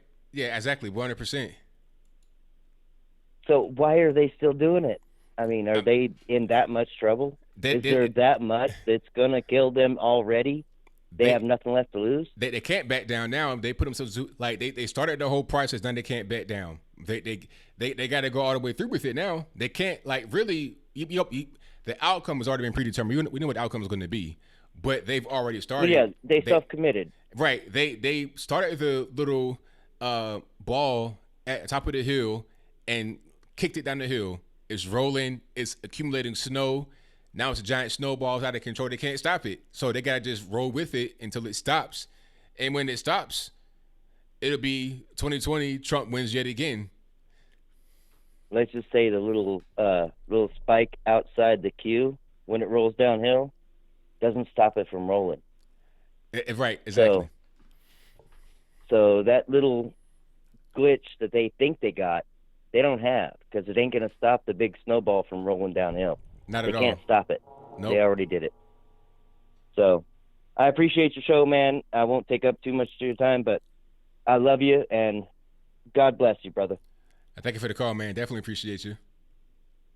All right, man. You have a good night. Same to you. All right. Shout out to the caller. Most certainly appreciate him. But yeah, it's a dumb thing Democrats are doing, but they pretty much stuck like Chuck. They can't really do anything else. All right. Now, I got a captioned video of the Bernie and Pocahontas kerfuffle. This is from Mike Cernovich. It may or may not be accurate. Just putting it out there. It may be kind of small to see, so I'm going to go ahead and read it. I think you called me a liar on national TV. Oh, you can hear it. Oh, okay. Let's go ahead and play it. I thought it was just because I was listening. I was reading it while I was, so I didn't have the sound on. I think you called me a liar on national TV. What? I think you called me a liar on national TV. Let's not do it right now. You want to have that discussion? We'll have that Anytime. discussion. You called me. You told me. All right, let's not do it now. I don't want to get in the middle of it. I just want to say hi, Bernie. Yeah, good. Okay. Oh, wow. Tom Steyer. Oh, I don't know what was talk. I don't know what he said. I don't know what she was talking about. I don't want to get in the middle of it. Hi, Bernie. Come on, man. Cut it out. So, yeah. Pocahontas, if you felt that way, say it right there on stage. Don't be like. You called me a liar on national TV. What? I think you called me a liar on national TV. Let's not do it right now. You want to have. It's weird. So, in case you couldn't hear it because it was a little bit too low, she says, I think you called me a liar on national TV. She said it twice. And then Bernie's like, what? Let's not do it right now. Let's not do it right now. You want to have that discussion? Let's do it some other time. And here comes Tom Steyer talking about, I don't want to get in the middle of it. I don't want to get in the middle of it. I just want to say hi. Come on, man. You knew what was going on. Weird. But anyway, let's get to the next call. All right, call you on the line. 607, who am I speaking to? Yeah, this is Ivan, man. Your recent callers talking about people being ignorant and they don't want to read. I guess he has not read or haven't been involved in politics for a while. I want to start giving him Trump, giving him credit for putting pressure in the agreement, in the pre-agreement, because that hasn't been finalized yet. It's just like the first phase of the agreement. We put in pressure on China on the currency manipulation. So I give him credit for that. I think it was a good thing that happened. It was about time that somebody will come along and put him on check. I know it's going to affect American companies, but China couldn't keep doing this. So I give him credit for that. Right. But I give him credit for that. I told you, I'm not biased like you. You're just an entertainer. I'm come here every time I check you, I educate you. You come with entertainment issues. I'm not an entertainer. So I give him credit for that because. Wait a minute, sir. Time. Wait a minute. I'm entertaining because of my personality, but I'm a smart person. But go ahead. I'm not saying that you're a smart person, but you're not educated in politics. That's what I'm saying. Oh, I am. But go ahead. Okay. So the second part, I guess you put a video of a dude talking about something about Germany and some nonsense. They're going to put you in camps like in China. Come on. You know it's not going to happen in the U.S. Why are you taking the stupid opinion of one ignorant person and then you try to pretend like everybody thinks the same way? Why are you doing that? Well, it's entertainment purposes, right? You do it for entertainment. No. Let's listen to what I'm saying. The ultimate goal of these people, when you're talking about these communist ideas, is communism, and it's always been the same way. You have the camps. You have the starvation. It's always the same thing. It's been the same all throughout history. Wait. I'm not finished talking. It's been the same thing all throughout history. So when I heard him talk, I just thought about Joseph Stalin, Mao Zedong, Pol Pot, Idi Amin, et cetera, so on and so forth. First of all, they are not even, they have principle of communism, but they actually are totalitarianism. I already explained to you. I'm going to explain one more time. What is communism? What do you mean, what is communism? I'm asking you a question. What is communism? Communism is when the state controls means of production. No, that's not true. That's socialism. Same thing. What's the difference? No, that's not the same. It's not the same. So I'm going to move forward. China is a communist country. Okay, so how was it different? Sir, listen, how was it different? Sir, the question is, how was it any different? No, they are not the same. I'm That's funny. It ain't the same. That's why it's different. The question was, how are socialism and communism different? Bernie Sanders is not applying full socialism, totalitarianism in the United States. That's not what he said. He wants Medicare for all that actually was going to be implemented by Roosevelt when he applied Social Security. It was, I guess for whatever reason, didn't go through. But so that doesn't mean there is the means of production take over by the government into a private sector. That's not what he says. Yeah, I never hear him say that. That's what you're saying, but that's not what he says. That's what I'm saying. You're saying that for entertainment purposes to pretty much fill out your ignorant audience, but that's not true. So what did I say that was wrong? Well, I mean, he doesn't want apply to take over the means of production of the private sector. Who is he? Who is he? Who is he? That's not what he said. Who is, sir? Listen to what I'm saying. Listen. Who is he that you're referring to? Bernie or that guy I was talking about in the video? Bernie. Oh, the guy. I don't really listen to those guys. Those are ignorant people. You always gonna. So Bernie or who? Trump supporter. You have the same thing. Sir, listen to what I'm saying. Sir. Look, I have you on mute. I don't got time for all this shenanigans tonight. Now, who are you referring to? The guy that I was talking about, or Bernie Sanders? Bernie Sanders. Okay. Now, in the video, if you were listening, I said that this guy was talking about a thing. I didn't say Bernie Sanders said it, but Bernie Sanders' policies, if he's to implement them, will be implemented in that particular way, because it's always the same kind of way. You're talking about communism. It's the same thing all over the world. Well, you're wrong in a lot of aspects. I tell you one thing. He doesn't want to apply socialism in a way, any means of the government take over or the means of production of the private sector. Why not? Second, he wants single payer. Wait. He wants single payer. So what's that? Well, single. Well, that doesn't mean anything. No. The question is, what's that? Is it not the government taking over the healthcare? Well, it's true. Yes or no question. But that's no means going to take yes or no question. over the whole private sector. Okay, so the government takes over the healthcare, and then what else? Education, K through 12 for free. How does it get paid for? By the government, right? Okay. Again, same thing. College, same thing. Government takeover. I'm gonna go back, but it's called communism. You talking over somebody? Obanism. Get out of here. Look. So, do you agree? Do you agree? Social Security was a good thing, was a bad thing? I don't know. Medicare, Medicaid is a good thing, was a bad thing? I don't know. I mean, it's not really. You keep saying you don't know. I was finished talking. I was finished talking. So, okay, I was finished talking. I'm gonna just put you on mute, and I'm gonna answer the question. I mean, it can be a good thing depending upon if we can actually fund it. You know, these debt that we racking up from these what do they call it? These entitlements. Oh man, it's ridiculous. Beyond just the national debt, just the entitlements that we're gonna have is crazy. I'm not sure if it's the best solution. Personally, but this notion that it's gonna be all scary, you're gonna be so communist like Venezuela, is so BS. You know that. So basically, we'll do it differently. We'll do it better than they did, huh? Who better who?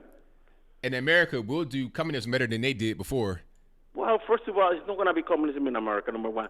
Number two, it's totalitarianism in Venezuela. We're not going to have that in this country. Congress will never allow that. Plus, we have the Congress and we have the judicial system. So we have two systems that the executive will have to overrule that will never overrule. You know that. I mean, you're supposed to be a political commentator and intelligent. You know that will never happen. All these laws that be passed by Congress. That's why I don't believe Bernie Sanders is the best. So basically, Bernie Sanders. So basically, I'm gonna talk now. So basically, Bernie Sanders will not be able to do what he wants done because. No. He might have a public option though. He might not get Medicare. Might get a public option. Oh, so basically, so he'll be able to put some communist things in there, but not everything because of the government checks and balances, right? So what seems to be the problem with having a public option? We have Medicare. We have Medicare. Public option. He wants to have government health care. It's not going to happen. I just told you. So is he going to be able to? Is he going to be able to get it done or not? No. All right then. So we agree. No, we don't agree because you keep saying that. So basically, my question was, he cannot do things that he wants to do because of Congress. They will not allow him to do it. You said no, he'll do public option. Then I said, nah, he's trying to get actual government health care.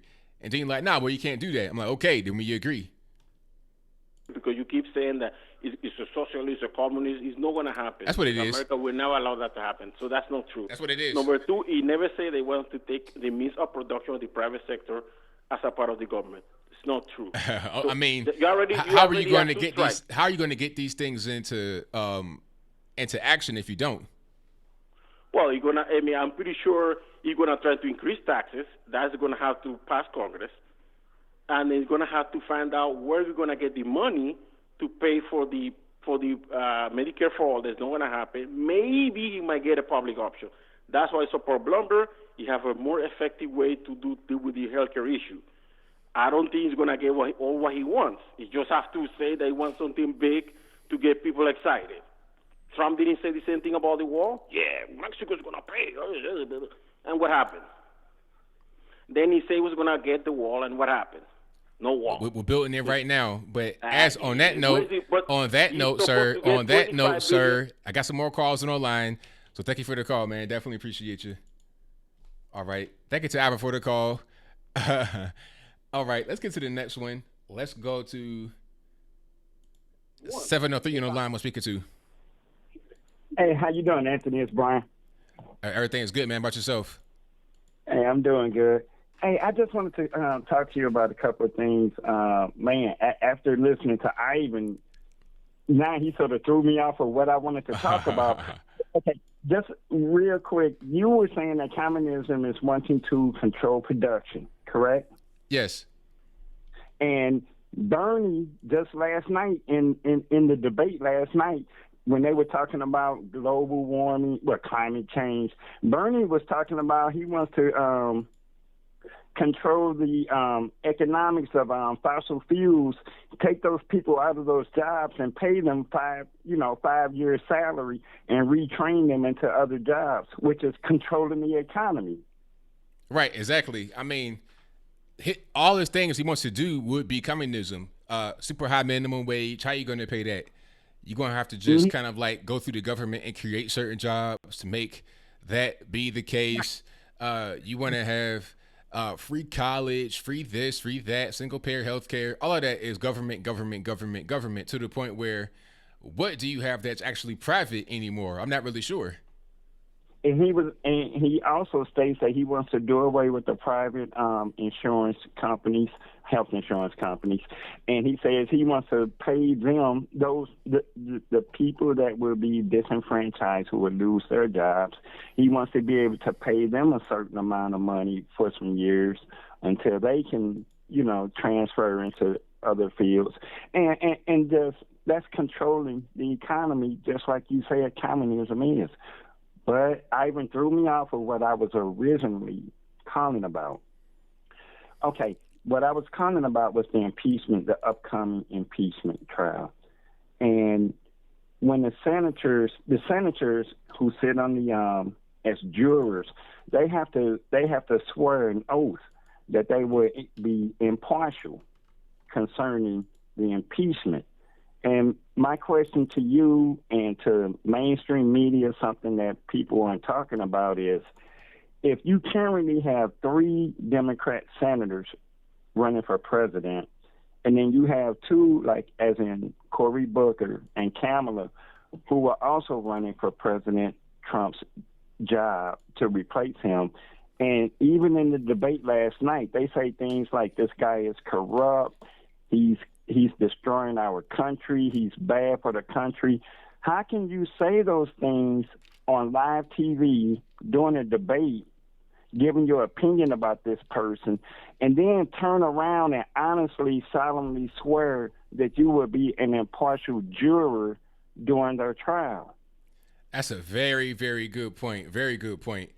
Go ahead. It just reminds me of when with the O.J. Simpson investigation, when Fuhrer, the officer who said that he didn't have any animosity toward black people, and then they found these recordings of him, calling people in this and in that, So how can and then that basically threw all of his testimony out of the O.J. Simpson trial. So how can Kamala, Cory Booker, Bernie, Elizabeth Warren, and this other woman, how can they be impartial jurors during a trial? And you see what I'm saying? But anyway, hey, so I would just like for you to discuss that, and I'll talk to you later. Thank you for the call, man. Definitely appreciate you. And that's a great point that he made there. And I had the same thought in my mind when I saw the managers that Nancy Pelosi named. You get Adam Schiff and Nadler and Maxine Waters, these have been the main people that have been on TV 24/7. I mean, Maxine Waters has been up there since 2017 talking about we're going to impeach Trump. Here she is right now, well, I think as one of the managers. How can you be a manager and obviously have an axe to grind? Same thing with Adam Schiff and everybody else on the Democratic side. Not everybody, but a lot of people. You get on TV and you say how much you don't like this man. He's a buffoon. He should not be the president. All this, that, and the third. For years now, not just recently because of the phone call, not because of that, but all throughout his presidency, even before his presidency, when he was running, you said the same thing. But now you got to be, how are you going to be impartial? How are you going to put all of that you said out there to the side and then be impartial here?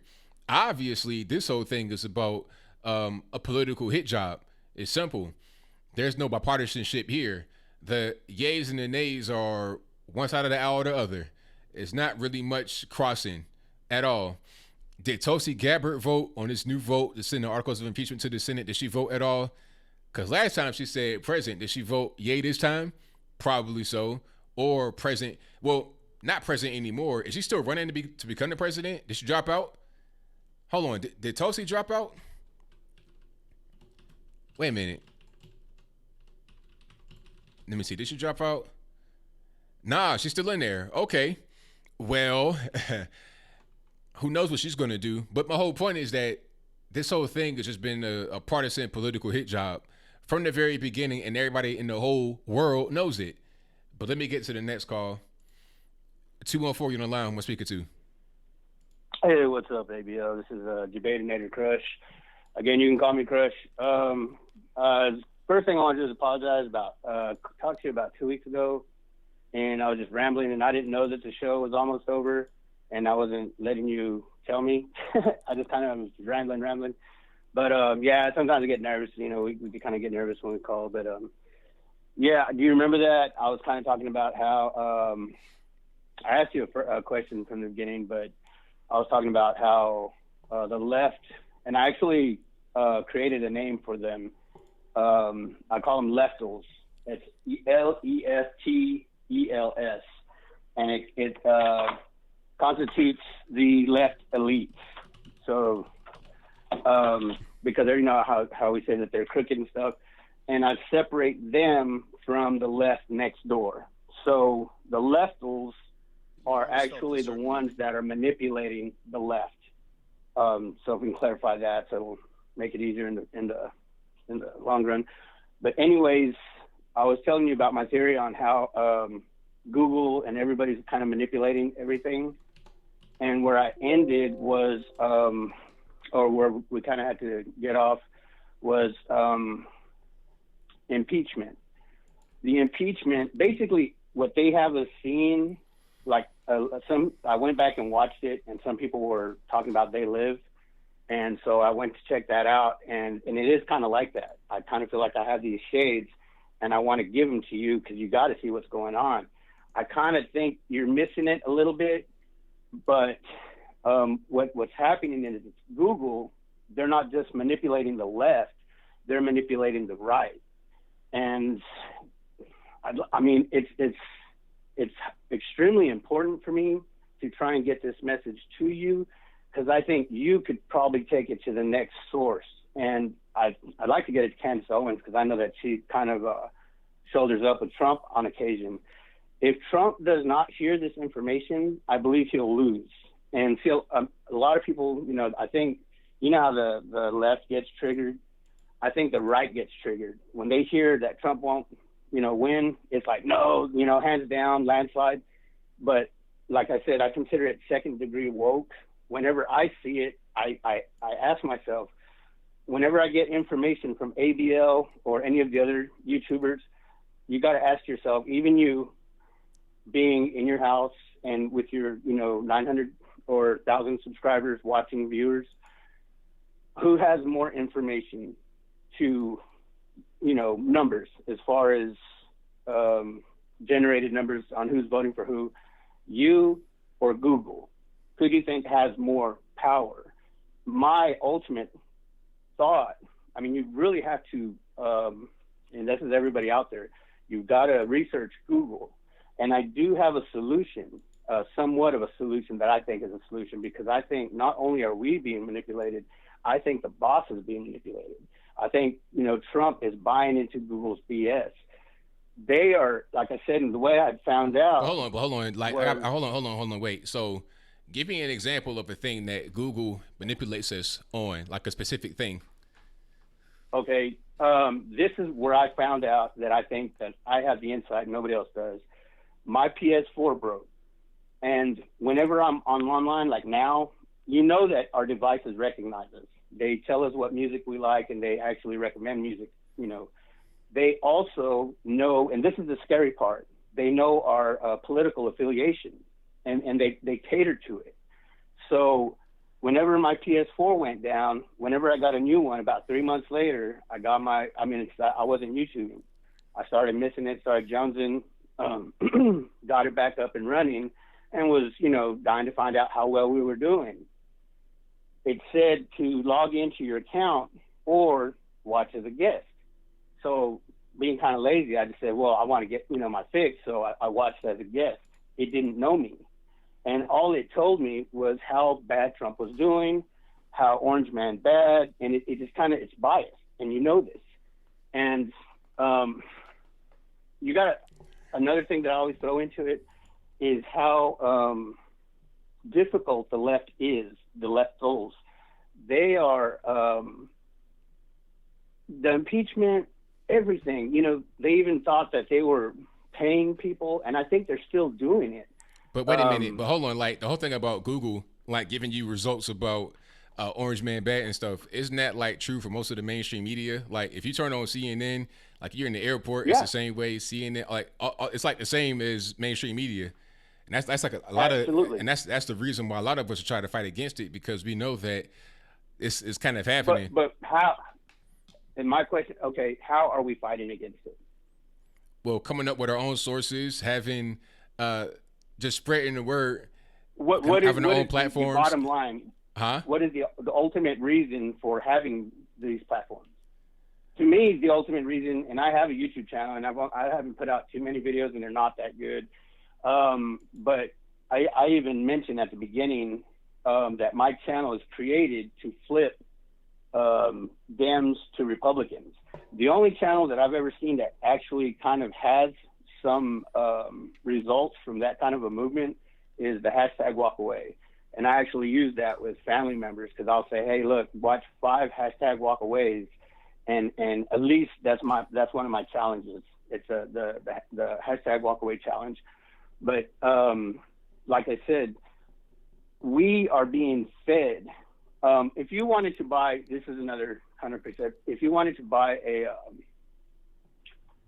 spot, a commercial for Trump, you probably really couldn't, because they're so expensive. Trump has a hard time buying them. You know, he's a billionaire, but he can buy so many commercials. Google produces them for free. And I asked you, and you know, Google, Facebook, CNN, MSNBC, all of them. I mean, we have Fox and YouTubers, and they have the rest. And yet we are, I mean, and you see it every time. Like I said, when you put these glasses on and you see they live, you see all these people hate Trump, you know, and I say that the elites don't really hate Trump. He's just throwing a wrench into their money system. I mean, they're stealing money hand over fist. And like I said, I think the Clintons started it. I think they knew Obama before he was nominated. I think he was a friend. I think they set him up, and he was supposed to give them kickbacks for, you know, being put in there. I mean, you remember Obama came in from the far left. I mean, he came out of nowhere. Yeah, he did. I'm gonna cut you off right here, but I got a lot of calls in line, so I got to get to him here. Okay, yeah, but he came from far left, and I think he exceeded all expectations. He started gaining them massive amounts of cash, and now Trump was never supposed to win. Right, that, I'm with you. Was a fluke. Yeah, I got more calls on the line though. So thank you for the call, man. Definitely appreciate you. Cool, and I will definitely probably call back again, ABL. All right, and like I said, keep up the good work. Take care. Peace. All right, shout out to the caller. Most certainly appreciate them. Let me get to the next call here. Let's go to. Oh, I had it right there. I'm gonna get back to that call that I just had here because I missed it. I want to get to it. Thank you for being here. Definitely appreciate you guys. You guys on the drill. The number to call is 434-658-1220. Let me get to this one here. All righty, let's go. 619, you're on the line. Who am I speaking to? This is Jay Renee. All righty, Jay Renee. What's going on? Hello. Hey, ABL. I'd just like to say thank you for what you do. You're a class act. And also, I'm a Hispanic Mexican woman, you know, and when I see people like Michael Moore speaking for me or saying that how many white men voted for Trump, you know, if you see them cross the street because they're white supremacists, I'm not a white supremacist. Black and Mexican people voted for Trump as well. We're conservative. We're normal. I'm poor. I'm a poor person. And I just like to say that when they say about white supremacists holding people back and trying to make government programs in free school, I'm living proof, and so are my children and my aunts and uncles, that there's programs already in place that benefit poor people. There's no need to start doing all this crazy government stuff. My daughter is away at UCLA on a full ride scholarship because she won a first to go to college scholarship. The school she goes to, predominantly Hispanic, they've got a great team there in the school that gets these kids to crank out all these applications. That I'm living proof, you know, working where they hire a man, a woman, a Mexican, a black, you know, an old guy. You know, there's just so many programs that you can take advantage of. What is that? Where they, the quotas that they put out at work. Mm-hmm. There's a lot of programs that are already in place, and we're living proof. And if people don't think that, it's just they're bent on revenge. That's my opinion. Well, I agree with you 1,000%. Very well said. Yeah. All right. Well, I just want to say, hey, I wish you guys could make it out to Southern California, out here and stuff. If I was to wear a bunch of Trump gear out here, oh my God, people would be talking smack to me every 5 minutes. Yeah, so I can imagine how it is out here. Yeah, I could pretty much tell it's rough out there. So I'm glad you're conservative out there in California. We need more of you out there because the numbers is kind of hard out there. But I'm glad you're out there being conservative, being yourself. Also, thank you so much for what you do. I love this show. You're quality act, ABL. You're awesome. Thank you. Definitely appreciate you. Thank you. All right, bye. All right, shout out to the caller, Jay Renee, coming from California. All right, and thank you all for joining. I got super chats to read right quick, then I'm going to get back to the call. I think I might just have one.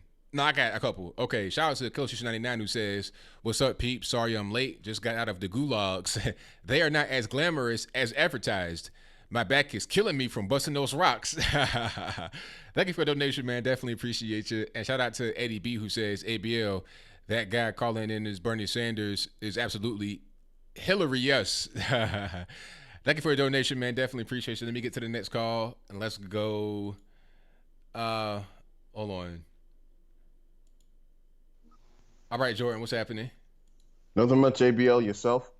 Everything's good, man. Can't complain. Yeah, that's good. Just to add on to what the woman before me said, I really hate rich socialists. Larry Elder, you know him, did a piece on Michael Moore after that whole interview he did. And one thing that Michael Moore couldn't let out of the public eye was his divorce previously. And it was revealed he had 9 houses. Wow, 9 houses. Or 9 pieces of property. Wow, that's, hey, rich guy, a lot of property, big time carbon footprint, all that good stuff. That's funny. Yeah, and he's fat. He seems like he's an anti-capitalist capitalist. Yeah, he's literally like a fat cat. Yeah, he is. They call him a champagne socialist. That's the term for socialists who are worth all this money. People who identify as socialists who are worth tons of money. So, yeah, I just hate Michael Moore. I really do. He's like a joke in the public eye now. And the video you showed, I didn't see the debate, the DNC debate, and I don't know the context of Elizabeth Warren being called the liar or that whole thing, but Elizabeth Warren is kind of a liar. She is a liar, yes. Yeah, she lied about the Native American heritage thing and the her supposedly being fired from teaching because of the need Pregnancy. for diverse. Yeah. Yeah. So yeah, that thing. Yeah, she's a liar. So she shouldn't be mad if Sanders calls her out for that. But you know why she got mad is because it's an old saying: "Hit dogs holler." When something is said about you and it's true, and you don't want nobody to know, you're gonna be really upset because now it's like you kind of hitting a little bit too deep, you know. And it could be a thing she's working on. She might know she has a problem with lying. That's why she probably reacted like that. So that's the whole thing. You probably got to keep an eye on there. Yeah, that tends to happen with a lot of people who know that they're lying but don't want to be called out for it. Mm-hmm. That's right. About Baltimore, yeah, I just hate it. Baltimore has surprisingly come a long way in its beliefs from 5 years ago, from saying that cops are pigs and protesting Black Lives Matter to wanting the cops to be with them all the time. It's really activates those almonds a little bit. Yeah, right. Yeah. There was Brandon Tatum and Amazing Lucas talked about this. There was recently, I think at the beginning of this year or late last year, there was a 21-year-old businesswoman, an entrepreneur, at Baltimore. She opened up, I think, a hair salon in the hood. I mean, I know with the Black female stereotype with hair weave and all that stuff, but just roll with me here. She got robbed for $3,000 worth of hair weave. And yeah, I saw that. I saw that story. Yeah. Yeah, but for those that in the chat that don't know, she was in fear for her life, so she called the cops and all that. And then 2 weeks later, she got killed. Yeah. So that stuff is real, and Black people need to kind of choose which side they're on if they're going to be flip-flopping like this. Because look at Chicago, for example. Chicago's murder rates were pretty high in like 2016 before the election. And then the Chicago Police Department introduced this predictive policing software that detects where a crime is likely to happen in the city. And murder rates went down pretty fast. So, there has to be a decision made, because it seems like based on the empirical data, it's either less cops and more crime or more cops and less crime, which is something that needs to be decided on. I mean, the whole flip-flopping thing just destroys the city. You're right. You got to pick one and stick to it. It can't just be this whole thing of, oh, well, we don't know and all this and that. Nah, pick one thing that you're going to do, one solution, stick to it, and you might have some you might make some headway. Yeah. Speaking of which, how is DeRay McKesson? I thought he was supposed to be doing something about Baltimore.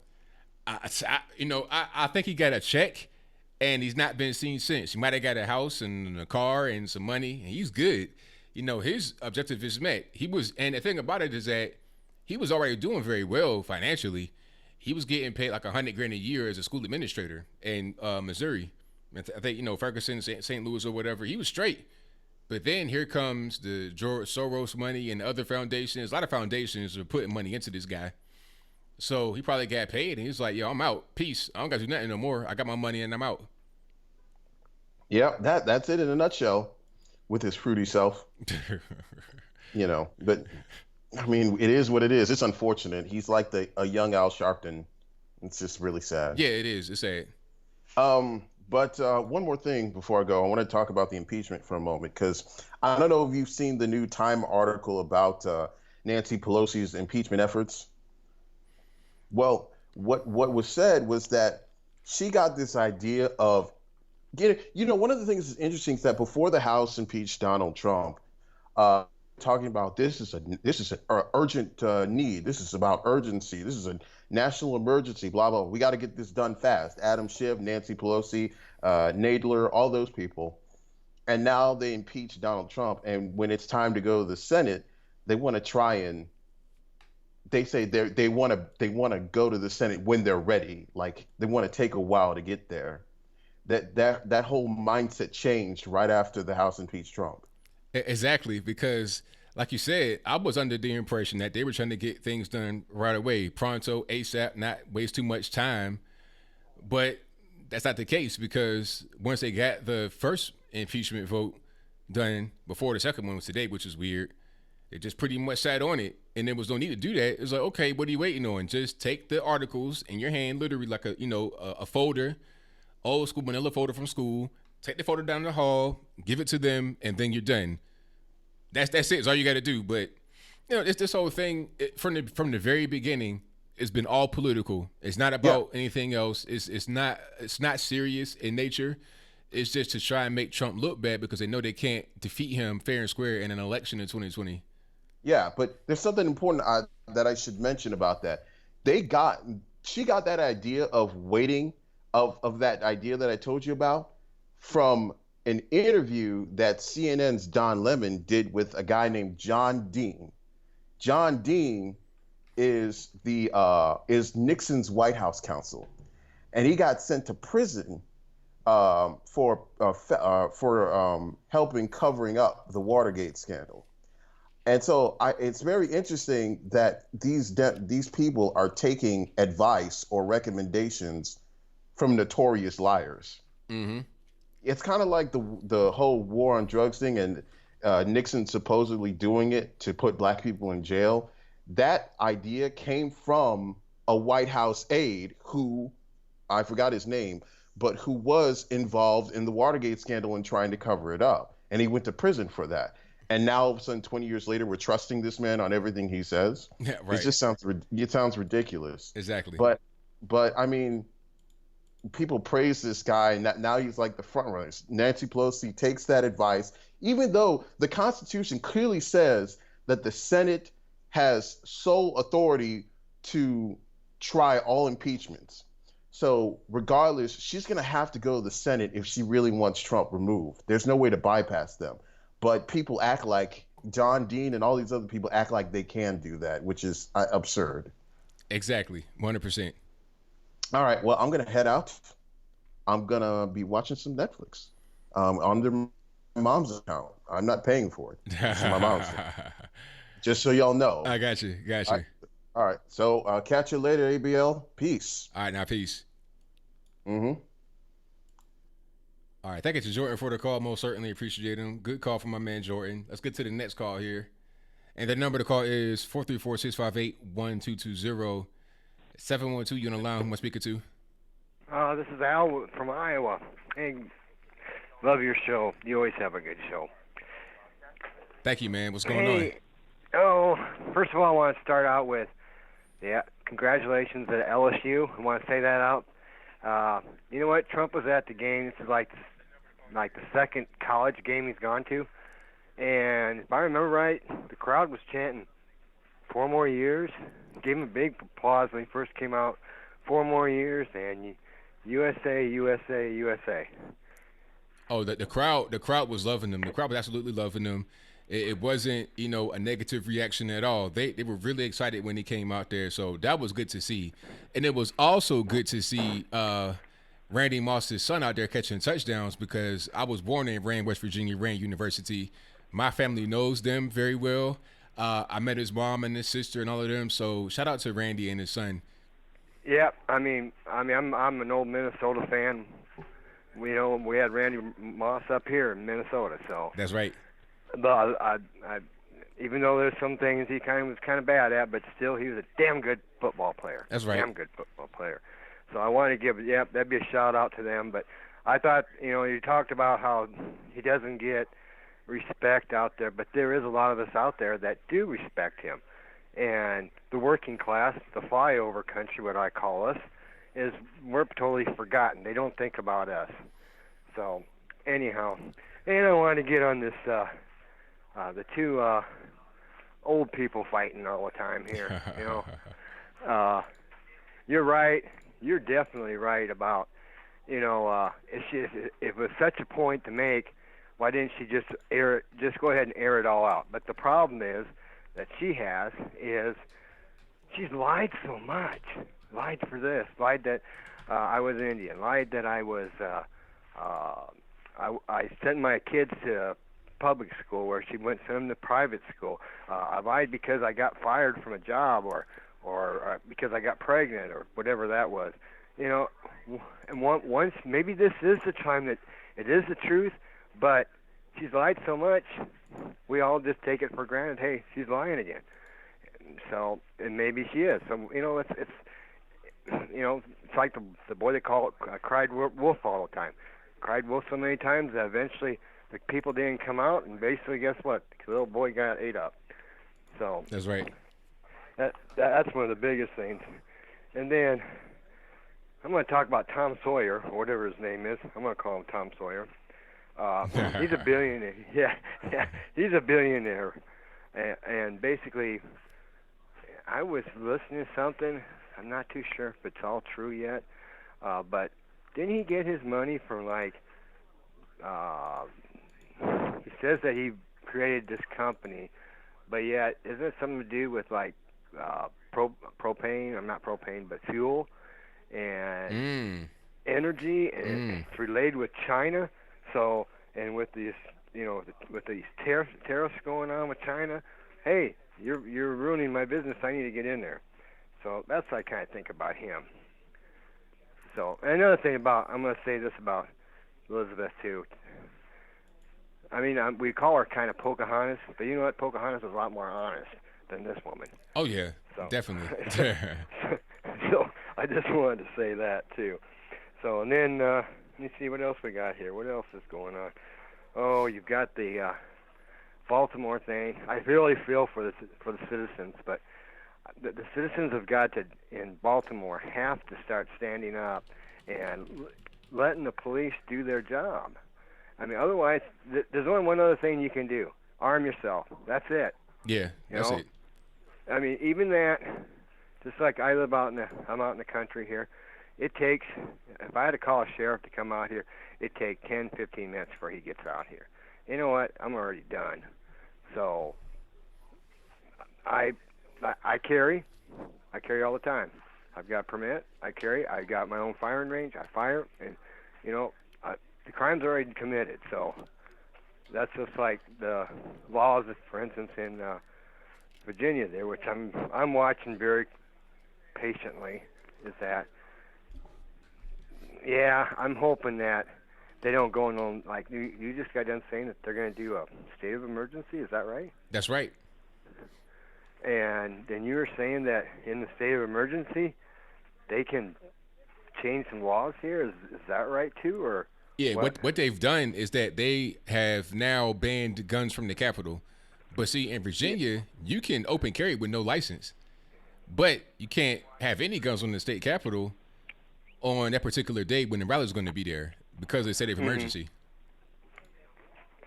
So, but they can't pass any laws or anything if they stay in a state of emergency, can they? Well, they can't pass laws, but they can ignore laws that are on the books because, like I was saying, you can in Virginia you have the right to open carry with no license. You can open carry a long gun, maybe even a shotgun, a handgun with no license at all. But he'll change that because state of emergency, temporarily, quote unquote. Yeah, temporarily. He just can't just keep it in all the time, basically. Right. So, I mean, maybe because of the large, vast crowd being there that, I mean, I can see that in a way, but then I'm also kind of leery when government does things like that because I would feel more safer with that group of people that have open carry, that understand weapons, you know, the guns and the rifles and your ARs, you know, they're, you know what I'm saying. They're just those type of people. I feel safe with because I know that they've used them and they're more responsible, just like a person that has a concealed permit, which I mean I do, but it's that. You're very responsible. I know that if I have to ever pull that out, by God, I hope that never ever does happen. That I mean, I'll use it if I have to, but I really don't want to. Right. So it's just like, yeah, it's, you know, you don't. Not too many of us, if you really look at the statistics, have ever gone out and started just shooting a bunch of people. Right. So anyhow. But hey, you had said something here. I want to kind of check you out on this. You called me last week an old school, and what do you mean? I guess I'm trying to figure out, was that a compliment or that wasn't a compliment, or? Well, I don't know I don't know what the context was. Well, I mean, I am kind of old school. I believe a handshake's a handshake. You know, your word is your word. You know, Yeah. to me that I am old school. I mean that's right. I am, you know, just retired not too long ago. I am old school. You know, where a man. I mean, I try to teach my kids that. You know, then don't tell a lie. Basically, when you give a handshake, you're giving your word, and your word means something, and it's what you do within you, the ethics of yourself. You know, what you believe in. You know, so on that part, that's what I was thinking. When you just happened to say something about old school at the end there. I was like, oh, what do you? No, you know, I hope he didn't mean that. It probably. I don't don't remember that, but it was all good, man. But thank you for the call. I definitely appreciate you. You bet. Thanks, Anthony, and you have a good evening again. All right, now same to you. You bet. Bye. All right. Shout out to the caller. Let me get to some more calls here. You guys on the drill. The number to call is 434-658-1220. Did I get my number right? 434-658-1220. There we go. 734, you're on the line. I'm speaking to. Hey, ABL, your homie from Detroit, Antonio. All righty, man. What's going on? Yeah, I heard you got King Face at the Blexit rally, right? Yes, sir. Yeah, I need to meet with King Face because we both top bloods. Like, King Face, he's a 5-point star general. I'm a 3-point star prime minister. I want to get a hold of Turning Point so we can talk to people on stage. Okay, I mean, I don't know. Like, I think the best way would just be try to contact them directly. You know, they got emails and stuff on their website. But Blexit is not part of Turning Point. Blexit is a whole separate thing. So they got a website, man. I know. Yeah, just holler at them and see what's what. Yeah, because I can relate to him how he battled the Democrats or the leftist people, and we came from the most disturbed streets. Like, he came from New York, I came from Detroit. So we had to live this fight to survive in the streets. And he changed his whole perspective just like me. No doubt. It'd be a good meeting if Turn the Point or me and him talk to each other in front of everybody. I want all black crowd to talk to him. Right. You feel me? Hey, I say, try to make it happen. You know, contact him, contact whoever you can, and see if you can make it happen. Yeah. So what's his page so I can contact him with? It's on Instagram. Like, I'm not sure the exact thing, but I know it's King. I think it's King Face F1. I don't have the link right in front of me, but if you look on Instagram, you'll be able to find it. All right, dog. Because, like I said, the black vote was going to Trump. We already know that. It's already over. Oh yeah, definitely. It's definitely going to be much more of us that vote Trump this time. Yeah. So that's why I was saying, because, like, when I meet King Face, I can relate to him, and we could talk our black people to think smart, not think by tribalism or bullcrap. You know what I'm saying? Exactly.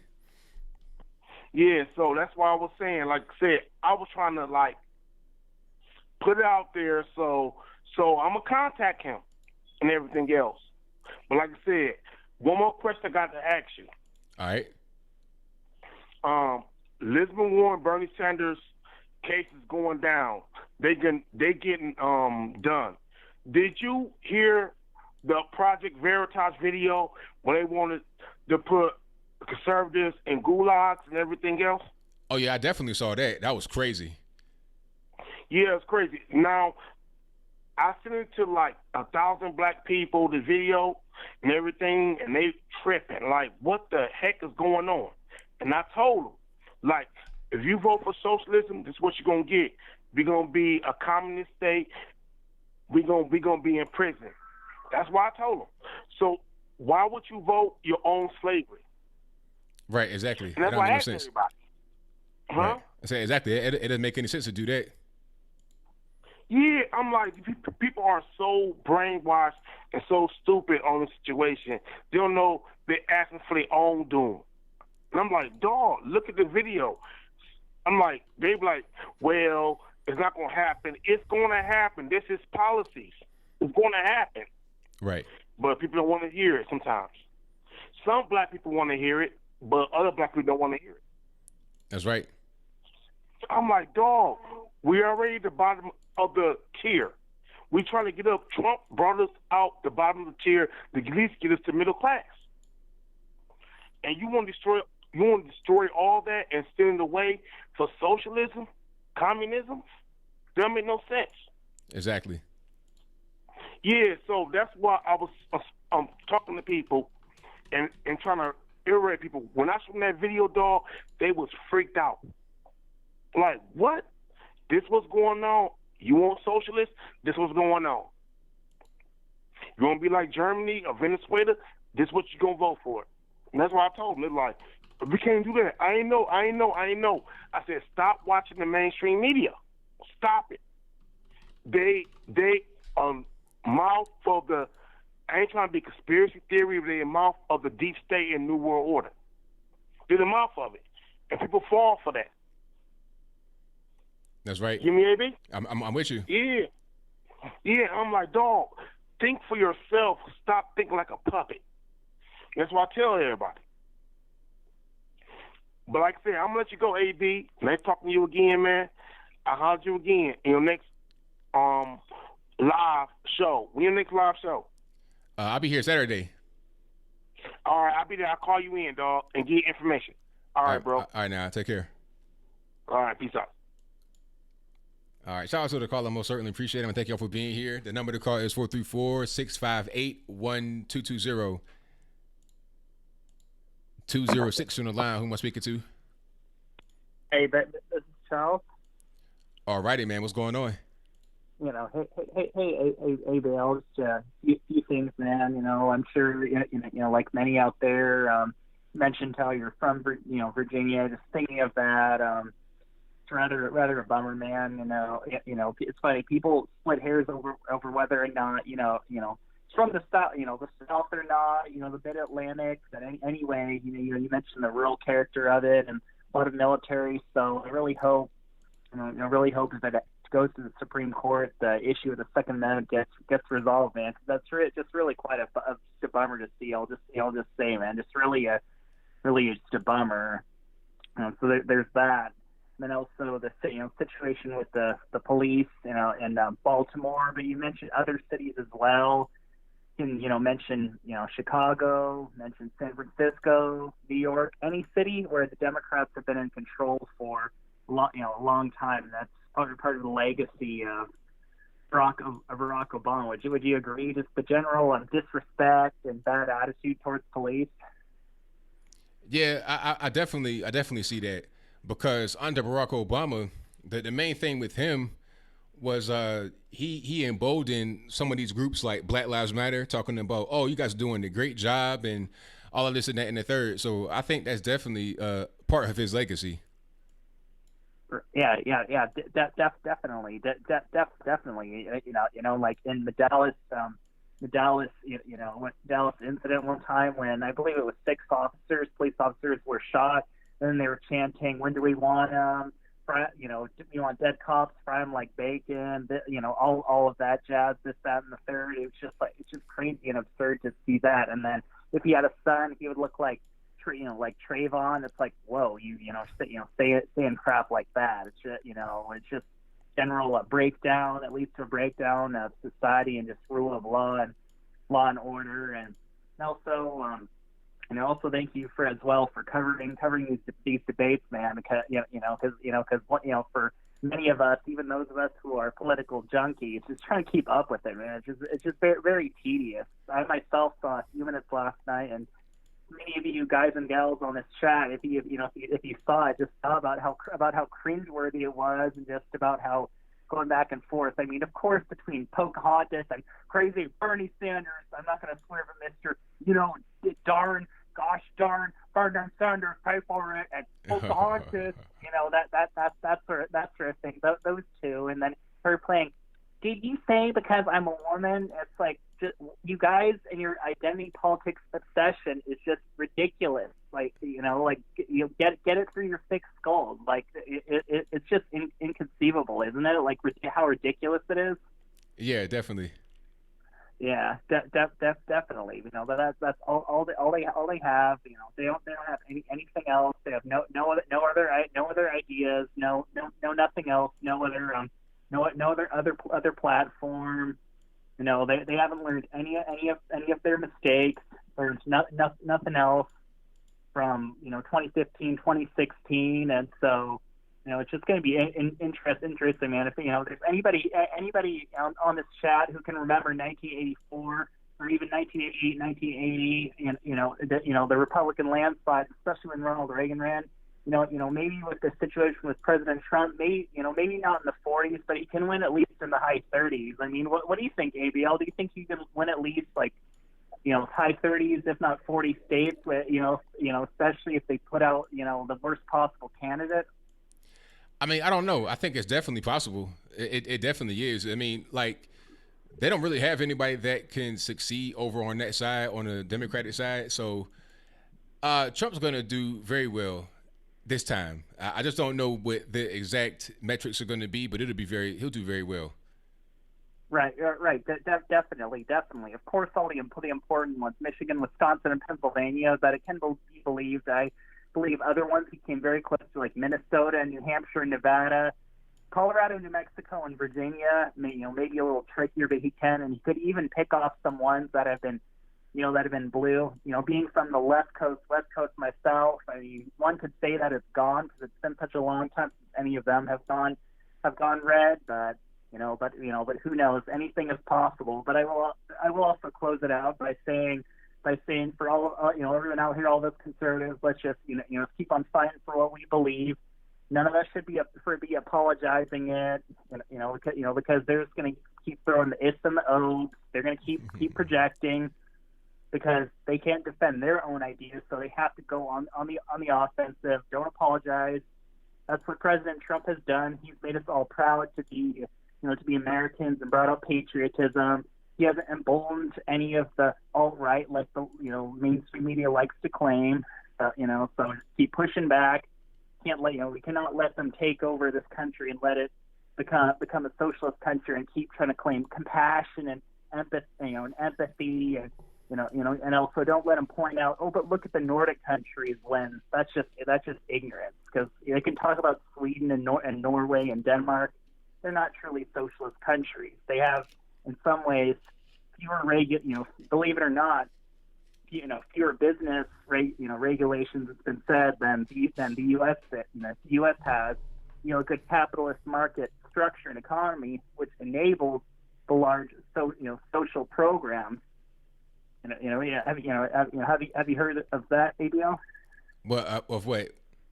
Just the fact, it's the fact that that despite that, these Nordic countries, they're large welfare. They're large welfare states, right? The system they have, the market economies enables them to have that, to have that. I'm sure you do, man. I'm sure many of our fellow viewers and listeners are just throwing that out, because I didn't know that until fairly recently. And there was in 2015. First name was Lars. I read the last name, but the Danish Prime Minister mentioned that when President Bernie, was trying to talk up socialism, and this Prime Minister said, "Let me be clear," and he went on to explain. So, no doubt. Anyways, what's that? I said no doubt, man. But hey, I got a lot of calls online, so I'm gonna get to a few more. So thank you for your call. I definitely appreciate you. Yes, really, man. Thanks for taking it. Take care, Bill. All right, now, thanks, take care. Man. Okay. All right, thank you for the call. Definitely appreciate you. 304, you're on the line. Who am I speaking to? Hi, this is Amber from West Virginia. All right, Amber, what's going on? Hey, I'm doing all right. I just wanted to mention about the Virginia thing that's going on. I noticed a lot that the politicians are saying white supremacists are going to be there, white extremists, white this, white that. They're already labeling it as like a KKK rally. And I was wondering what you thought about that. Well, yeah, I mean, they're always trying to make it be like that because that's how they want to frame the whole idea of guns. Like it's only a white supremacist thing. It's people that don't have any kind of class, hateful people, but it's not like that. People in Virginia from all different walks of life. It doesn't matter where you're from, how much money you got, or whatever. Everybody wants to have their guns. Well, not everybody. That's why some people are going to vote for a guy like Ralph Northam, but a lot of people want their guns. Like I said, me being from Virginia, I've seen it all. I've seen, guys in the hood with like the old cowboy holsters on their waist, walking around with their guns. I've seen the guy out there hunting. I've seen the guy in suit and tie have his gun. I've seen it all. It's not a class or a race thing. It's about being able to protect yourself as an American and exercise your rights to bear arms through the Second Amendment. That's it. That's all there is to it. But of course, they want to frame it that way to make people, get scared and discourage them from wanting to actually have their right to bear arms. Right. They're already saying, it's going to be like Charlottesville. They're really using those terms to invoke people to, get them to get riled up about it. And so I just was kind of disappointed, but I expect that. So, okay, I just wanted your opinion. I appreciate it, and I appreciate your show, ABL. All right, thank you for the call now. I definitely appreciate you. Absolutely. Bye-bye. All right, shout out to the caller from my birthplace, West Virginia. Wild and Wonderful, West by Guy, all that good stuff. West Virginia, love it. 443 on the line, who am I speaking to? Paul from Baltimore. All righty, Paul, what's going on? Oh, man, I'm so happy to get on here. I love Anthony. I don't like this the way the impeachment trial is going to go. The rhinos are forcing it where they have witnesses. I have yet to see a right wing win anywhere through the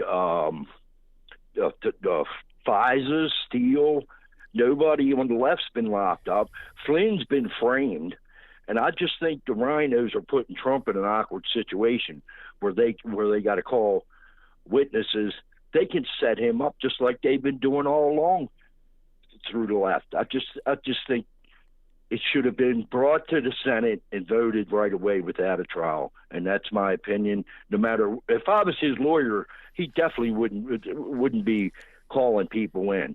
That could be taken care of later. The crimes that the Bidens and all committed. Yeah, I think you're right about that. I think this whole thing is really kind of rigged against Trump. The deep state, people talk about, it's a conspiracy theory. Nah, it's pretty real. These people, they've been there, some of them for a very long time, and they have a very high disdain for a guy like Trump, what he represents, which is kind of like freedom away from that kind of whole deep state thing. So, yeah, you're right. There's been no win on through the FISA from them. Go ahead. I'm going to tell you another thing, Anthony, and a lot of people have been investigating Mitch McConnell. He's knee-deep in China, receiving cutbacks and stuff like that. Everybody thinks this is the Republicans are 100% behind him. I think only 1/3 are really with him. The deep state's so deep. Look what they're doing with the FISA court, putting that lawyer in there to oversee it. That's all tied up in the FISA things. Yeah. I think they're trying to entrap him. That's my personal opinion. I might be wrong, but we got to look at it that way. Well, I mean, that could be the case. That could be, but I think that it'll all work out the way it's supposed to work out, especially since there's nothing really here. It'd be different if there was something there, but there's nothing really here that they're going to be able to get them on. So we'll see. We'll definitely see what happens as the time progresses. Hey, Ants, you keep doing what you're doing, brother. I love you, and God bless you. See you later. Thank you for the call, man. Definitely appreciate you. All right. Shout out to the caller. Great call. Yeah. Oh, yeah. The RNC definitely did not want Trump to win. I remember. I'm not going to forget. What's my man's name that quit? Paul Ryan. Was that his name? Putting out YouTube videos. It's like, what are you doing, sir? Like, come on, man. Cut it out. I know what you're trying to just, get away from Trump and not be trapped. But it's like, you guys are not going to win anymore. If Trump didn't come in, I feel like you would have had Hillary Clinton win. It just, and nothing against anybody that was on the Republican side. They were all very strong, but Trump was just a whole different. The movement behind him was just so different. And even if you didn't have Hillary Clinton that won, who would you have it? Jeb Bush? Man, I don't know. Let's get to the next call. Let's go 956 on the line. Who am I speaking to? My name is Jeff. All right, Jeff, what's going on? A couple of things. If I live in McAllen, Texas, and Donald Trump was in McAllen and he met with our Border Patrol and our customs agents, my best friend was in the room with Donald Trump.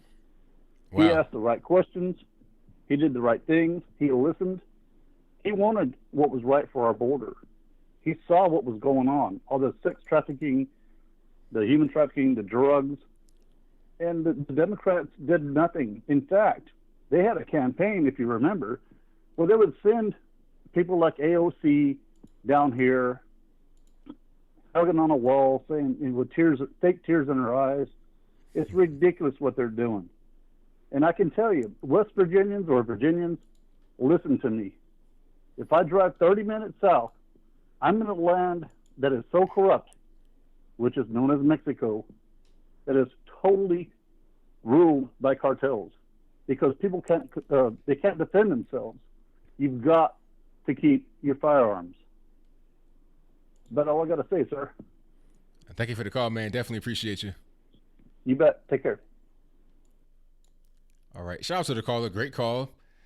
And what he's saying is correct. You know, Mexico, it's not safe. You got to keep your arms 100%. All right. Let's get to the next call. Oh, I had somebody right there. Hold on, let me see. Let me try this.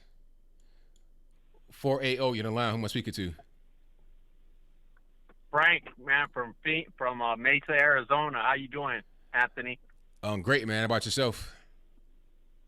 Good. I called a couple of times, man. Yeah, man, I listened to. I don't know about a couple of weeks ago. You did a video on, like you were debating this guy. I forgot what his name. He has a weird name or weird show about you being growing up black, about your grandparents. Remember? Oh, you're talking about Destiny. Yeah. So I listened to that, man. And then at the end, when you got off the phone, you should cut that right there, man. Because boy, that guy made me mad, dude. The way they start talking about you afterwards, like they're real smart, and try to make you look like you don't know what you're talking about. Yeah. And man, dude, I was freaking furious. I said, man, I'm gonna call that guy's show, man. But he'll think that he's all smart, like they do. They really, really think that they're real smart. You know what I mean? Yeah. See, the thing about a guy like him, he doesn't have life experience. See, I have life experience on my side. What he'll do is he'll go pick a book to read that confirms his bias. Whatever he wants to believe in, he'll read something to say, okay, this book says that I'm right, so I'm right.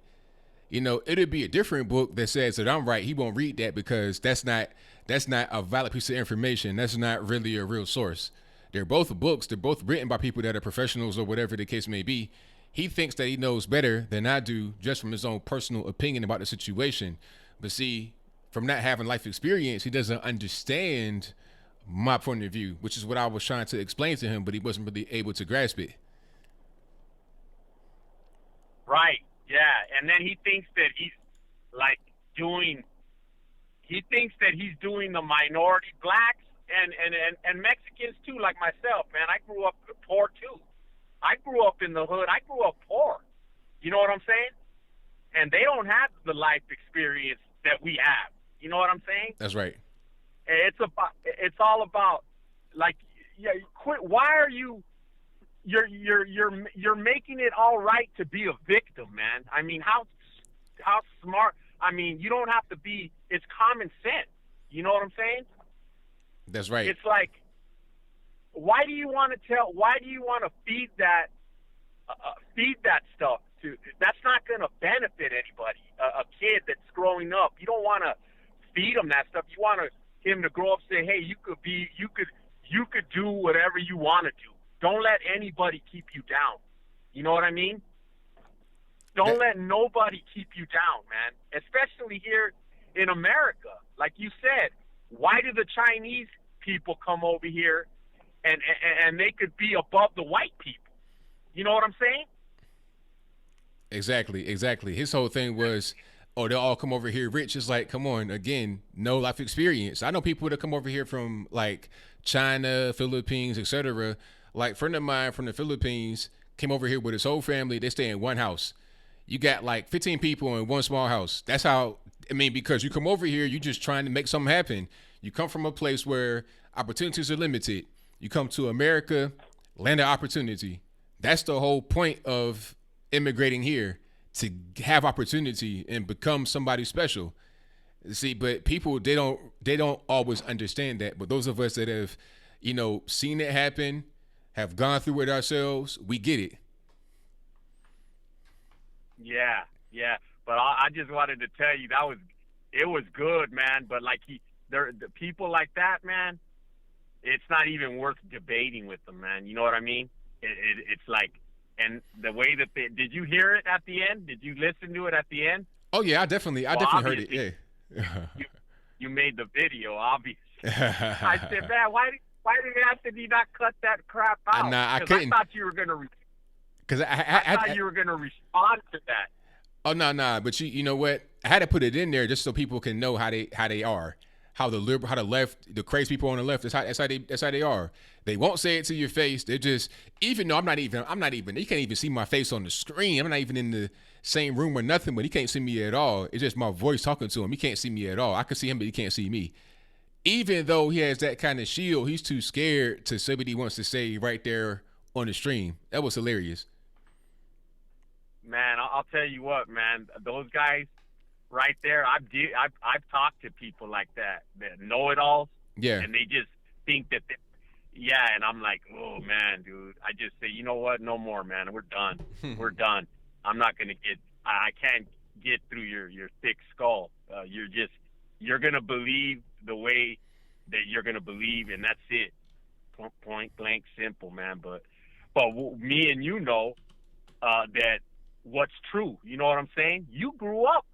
I mean, you experienced it, man. You know what I'm saying? That's right. It's crazy, dude. Yeah, but I said next time I call the show, I'm gonna talk to him about that. Did you get a lot of calls on that? Oh yeah, that's like I did that interview probably about, I don't know when that was. It might have been 2018 sometime. I don't even really remember. It's been a while. But people to come up to me in the street, talk about it. Oh yeah, I've gotten a lot of people that. Matter of fact, I'm gonna tell you a story. Quick story. I got my car lease about a year ago, and when I was in the spot getting the lease, the finance guy recognized me from that debate. Yeah, so people. Oh really? Oh yeah. He said I did well, and I crushed them. So people really they're really watching this stuff. Yeah, good, man. That's good, dude. All right, man. I'm gonna let you go, man. I'll call back, but keep up the good work, brother. All right, thank you for the call, man. Definitely appreciate you. All right, man. Later. All right, shout out to the caller. Most certainly appreciate him. But yeah, people recognize me from that. When I was in Nashville for Politicon, somebody came up to me and said, "Hey, man, I like your stuff, but I like Destiny more." It was all good. He was cool. People come up to me and say, "Yo, you crushed them."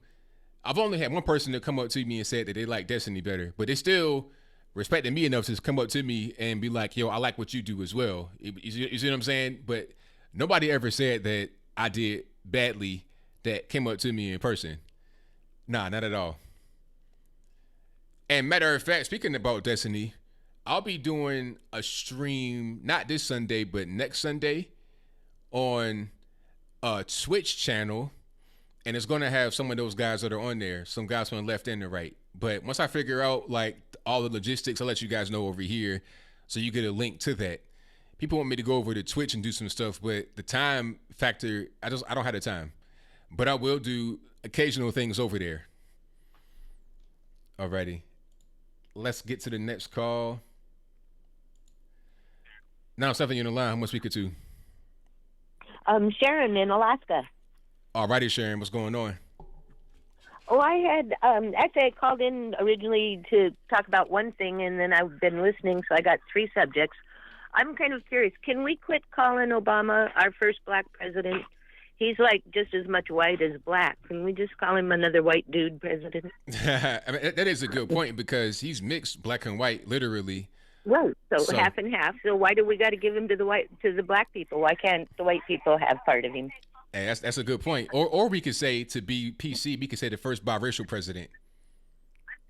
Oh, let's kick PC to the curb, please. I'm not trying to do the man a favor. Let's be honest. I got you. So let's call it. Can we start a movement and just refer to Obama as that white dude president? Okay, now that that's out of the way, did you ever stop and think that maybe Hunter Biden? Do you think his dad didn't know he was a drug addict? Do you think his dad didn't know he had problems? Do you think he was the first choice? Or because Bo died, his brother who didn't have a drug problem, had a stable marriage, had good stuff.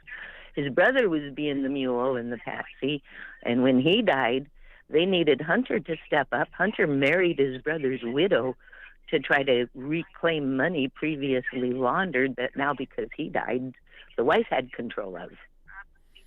Yeah, I mean, the dad had to know because he got discharged from the military because of the drugs. So if you get the whole world knew. Yeah, the whole world knew. You get a dishonorable discharge from the military because of your drug addiction. There's no way that Joe Biden doesn't know this. Right. So I don't think Hunter was the one they wanted to be having to depend on and trust with all their money, but they needed him after the other son died. And he married his brother's widow, which you notice it didn't last very long, just long enough to maybe sign some legal papers and get the money back over. Yeah, and then he was point. off and running again. Very good point. So I think that was, that was more money laundering. And then the third one is we got to quit pretending that the government on the left actually believes that guns get up and kill themselves or that it's a gun problem. They want guns equal power, and the government wants us powerless. Oh, yeah. They want to be able to shoot us in the street without us shooting back. They want control. Right. They want control over us. They want the dominance over us, and they know that the way they can do that is by restricting access to guns. Away our guns. Yeah. Right, because you know what a government does once it takes the guns away from its citizens? Then they become tyrants. And they do anything they want. Right. So that's what it all boils down to. I love your show. I look you up as much as possible on YouTube. I don't watch TV anymore at all. Mainstream media is terrible, and I won't monopolize you because you do good stuff. Get out there and talk some more. All right, thank you for the call now. I definitely appreciate you. Thank you. Bye-bye. All right, shout out to the caller. Great call. Very good call. Thank y'all for being here. I definitely appreciate y'all. You guys have been great tonight. I'll be here for about 15 more minutes. The show was always from 8 p.m. Eastern to 11 p.m. Eastern, Wednesday evening and Saturday evening. Again, that is 8 p.m. Eastern to 11 p.m. Eastern. But let me get to the next call. 203, you're on the line. Who am I speaking to? It's Kevin from Connecticut. All righty, man. What's going on? I have a question. I kind of know the answer because I'm a constitutional scholar. My question is more of like a response. Is that the thing that's going on over there in Virginia? Okay, because I have a friend that lives out there in Virginia, and I was listening to earlier. You said that they have a law out there that there's a law that you can open carry without a permit. Correct? Yes. All right, and you said that they're going to stop people from guns at rallies. Correct? Well, just on the Capitol grounds for the event coming up on Monday. Well, my question is, if the law, right? It's basically the Constitution of Virginia, right? That states that you can open carry without a permit, right? Mm-hmm. So how can they enforce an unconstitutional law? I don't know. I mean, your guess is, I mean, if you know, you let me know. But I mean, the article, just to read it right quick, it says Virginia Governor Ralph Northam declared a state of emergency Wednesday, putting in place a temporary prohibition of exercise Second Amendment rights on Capitol grounds. So I don't know how he's going to actually enforce that or what authority he has to do that. But this is what's going on. So I don't know how that's going to actually work out as far as enforcement on the ground is concerned. All right, so, but if it, all right, so then my question is, so what he's trying to say is that the state of emergency trumps the Constitution? Is that what he's trying to say? Apparently so. And how does a state of emergency trump the Constitution? I don't know. When that's the law of the United States. Hey, I'm not the lawyer, so I have no idea. Do you see how this doesn't make any sense? It doesn't to me. I'm just, like, how can you actually do that? My question, and then the thing is, like I was telling my friend earlier, even if they prohibit on the grounds, right? How are they going to prevent guns on the property? What kind of enforcement are they going to have? Because if you're saying that they can't have guns on the property, does that mean that if you have police there, that they're weaponless? Well, of course it wouldn't apply to the police. It would just apply to the citizens. So basically it trickles down to the people that are supposed to so what you're saying is that it keeps the people that have power with power, and then it gives the innocent people no power. That's the whole point to me. That's what it seems like, and that is what the end result is. I don't see how they can prevent, and the thing is, how can they prevent, like, you care if it's, see, this is what I understand, is it's the Constitution of Virginia, right, states that you can open carry and you don't need a permit. So if that's the Constitution of that state, and the governor of that state is supposed to uphold the Constitution and protect people by the Constitution, right? Uh-huh. How could he go against his own sworn oath when he was put in the office to do something like this? And how could this stand? Hey, I mean, I don't have the answers to the law question. Do you because right when you if I'm a governor, right, and they swear me in, it says, do you swear wholeheartedly to uphold the Constitution, that be for the people, by the people, and so forth, right? And then you hold up your hand and you said, I do. So basically his job would be to uphold the Constitution of his state as well as the Constitution of the United States of America. But if his Constitution says that you can open carry in public with no law, how could state of emergency trump the Constitution? I mean, you're asking the wrong guy. I mean, like, what is your opinion on it? How do you think he's going to be able to get that done, and how would he be able to announce a thing like that and enforce it? But there's no way, because people are just going to show up anyway. And what are they going to do, kick them all out? It might be a confrontation, because if he has the police there and he's saying, okay, I want you guys to not allow anybody on the Capitol grounds, because it's just the ban applies to the Capitol grounds. It's a very specific area. I've been there before. It's like a little square. So yeah, but that's also, even if it's Capitol, it's a government building, and it's basically open to the public. Well, I mean, it's not inside the building, but outside, like outside on the actual, like, square. So you can. So what he's saying is that you can have it on outside. You just can't go inside with it. Well, I don't know, like, all of the. You asked me a lot of legal stuff. All I'm saying is this: what's going to happen is they're going to have police out there, and then they're going to try to prevent people from going onto the Capitol grounds with their guns. Now, if it's going to be some kind of ruckus or melee. I don't know anything about that, but I think they're going to try to just have like a perimeter of police around the Capitol, like around the square. And if you have a gun on you or whatever the case may be, you won't be able to get through. Or they may do like an airport, metal detectors and a barrier or something like that. It won't be hard to do. They can just section it off with jersey walls, and then on certain little checkpoints, they'll put metal detectors. They'll wind you down, they'll search you, and then you'll be able to go into the square. That might be how it is. So my question is, what happens if you have a gun? Do they put all the guns if somebody comes on the grounds, you have a metal detector, you walk in, right, and it goes off, right, because the person probably has a gun on them, right? Okay? And if it goes off, what do they do with the gun? Put it, like they go in like a courthouse, you put it in like a little bin and you get it back when you leave? How does that work? You just won't be allowed in at all. Yeah. And the thing is that the thing with these far left people, and I'll go after when I say this, is that they talk about the Second Amendment, right? About it was only for militia. All right, they're correct in a way. If you go back to when they were actually doing the Constitution, when the Founding Fathers was writing it, it was to form a militia, okay, and to protect yourself how you see fit. So basically, Virginia, long story short, Virginia formed a militia. All right. So basically, they're abiding by the Second Amendment fully. It's just that the government is not holding their end of the law.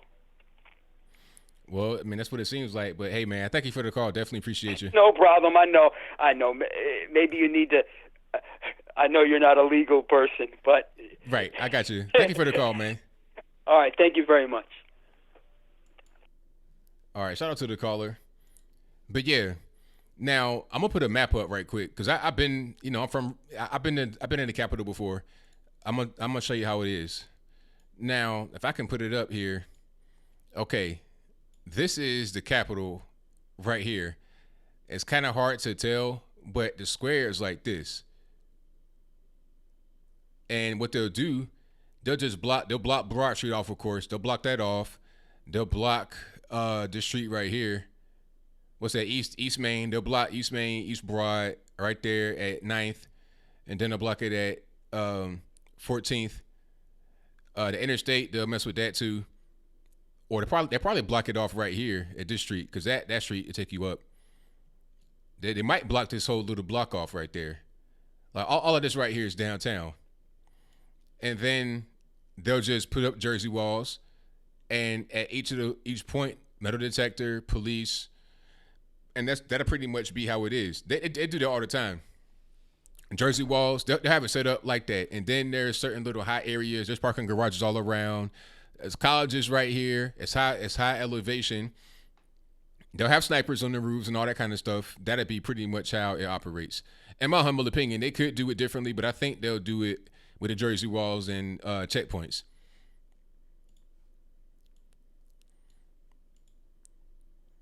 Yeah, but shout out to everybody in the building. You guys have been fantastic tonight. I definitely appreciate y'all, as always. Shout out to Deep Statey State, who says, best of luck to pro-gun guys in Virginia. Hey, thank you for that. Definitely appreciate you. Shout out to Don Love, who says, if there are so many threats made with the Virginia gun rally that they had to declare a state of emergency, why has no one been arrested? Very good point. If there's been threats, okay, identify the threat and get them arrested. How about that? Very good point. Thank you for your donation and your 300 IQ thinking. Definitely appreciate you. Thank you to Sushi, who says, hey, AB, I hope you have a good time in my hometown at the Blexit event. Will do. Shout out to Charlotte, North Carolina. Told my coworker that's running for judge to look out for you. She's going. Alrighty, I'll be in there. Absolutely, I will be there. Hope to see your friend that's running for judge. And thank you for your donation again. Definitely appreciate you. But yeah, to you guys who don't know, if you just came in a little while ago, I will be in Charlotte, North Carolina this Sunday. That'll be January 19th, 2020. I'll be at the Blexit event. That's going to be at 4 p.m. Eastern at the Fillmore. I'm not going to be speaking. I'll just be there hanging out with you guys. On stage speaking will be King Face, Will Witt, Candace Owens, Brandon Tatum, Larry Elder, and my man Mark Robinson. they'll all be there on stage. There may be some more people that go on stage that get confirmed late or whatever the case may be. But I will be there hanging out with you guys. If you see me, hey, run up on me, say hello, whatever it is.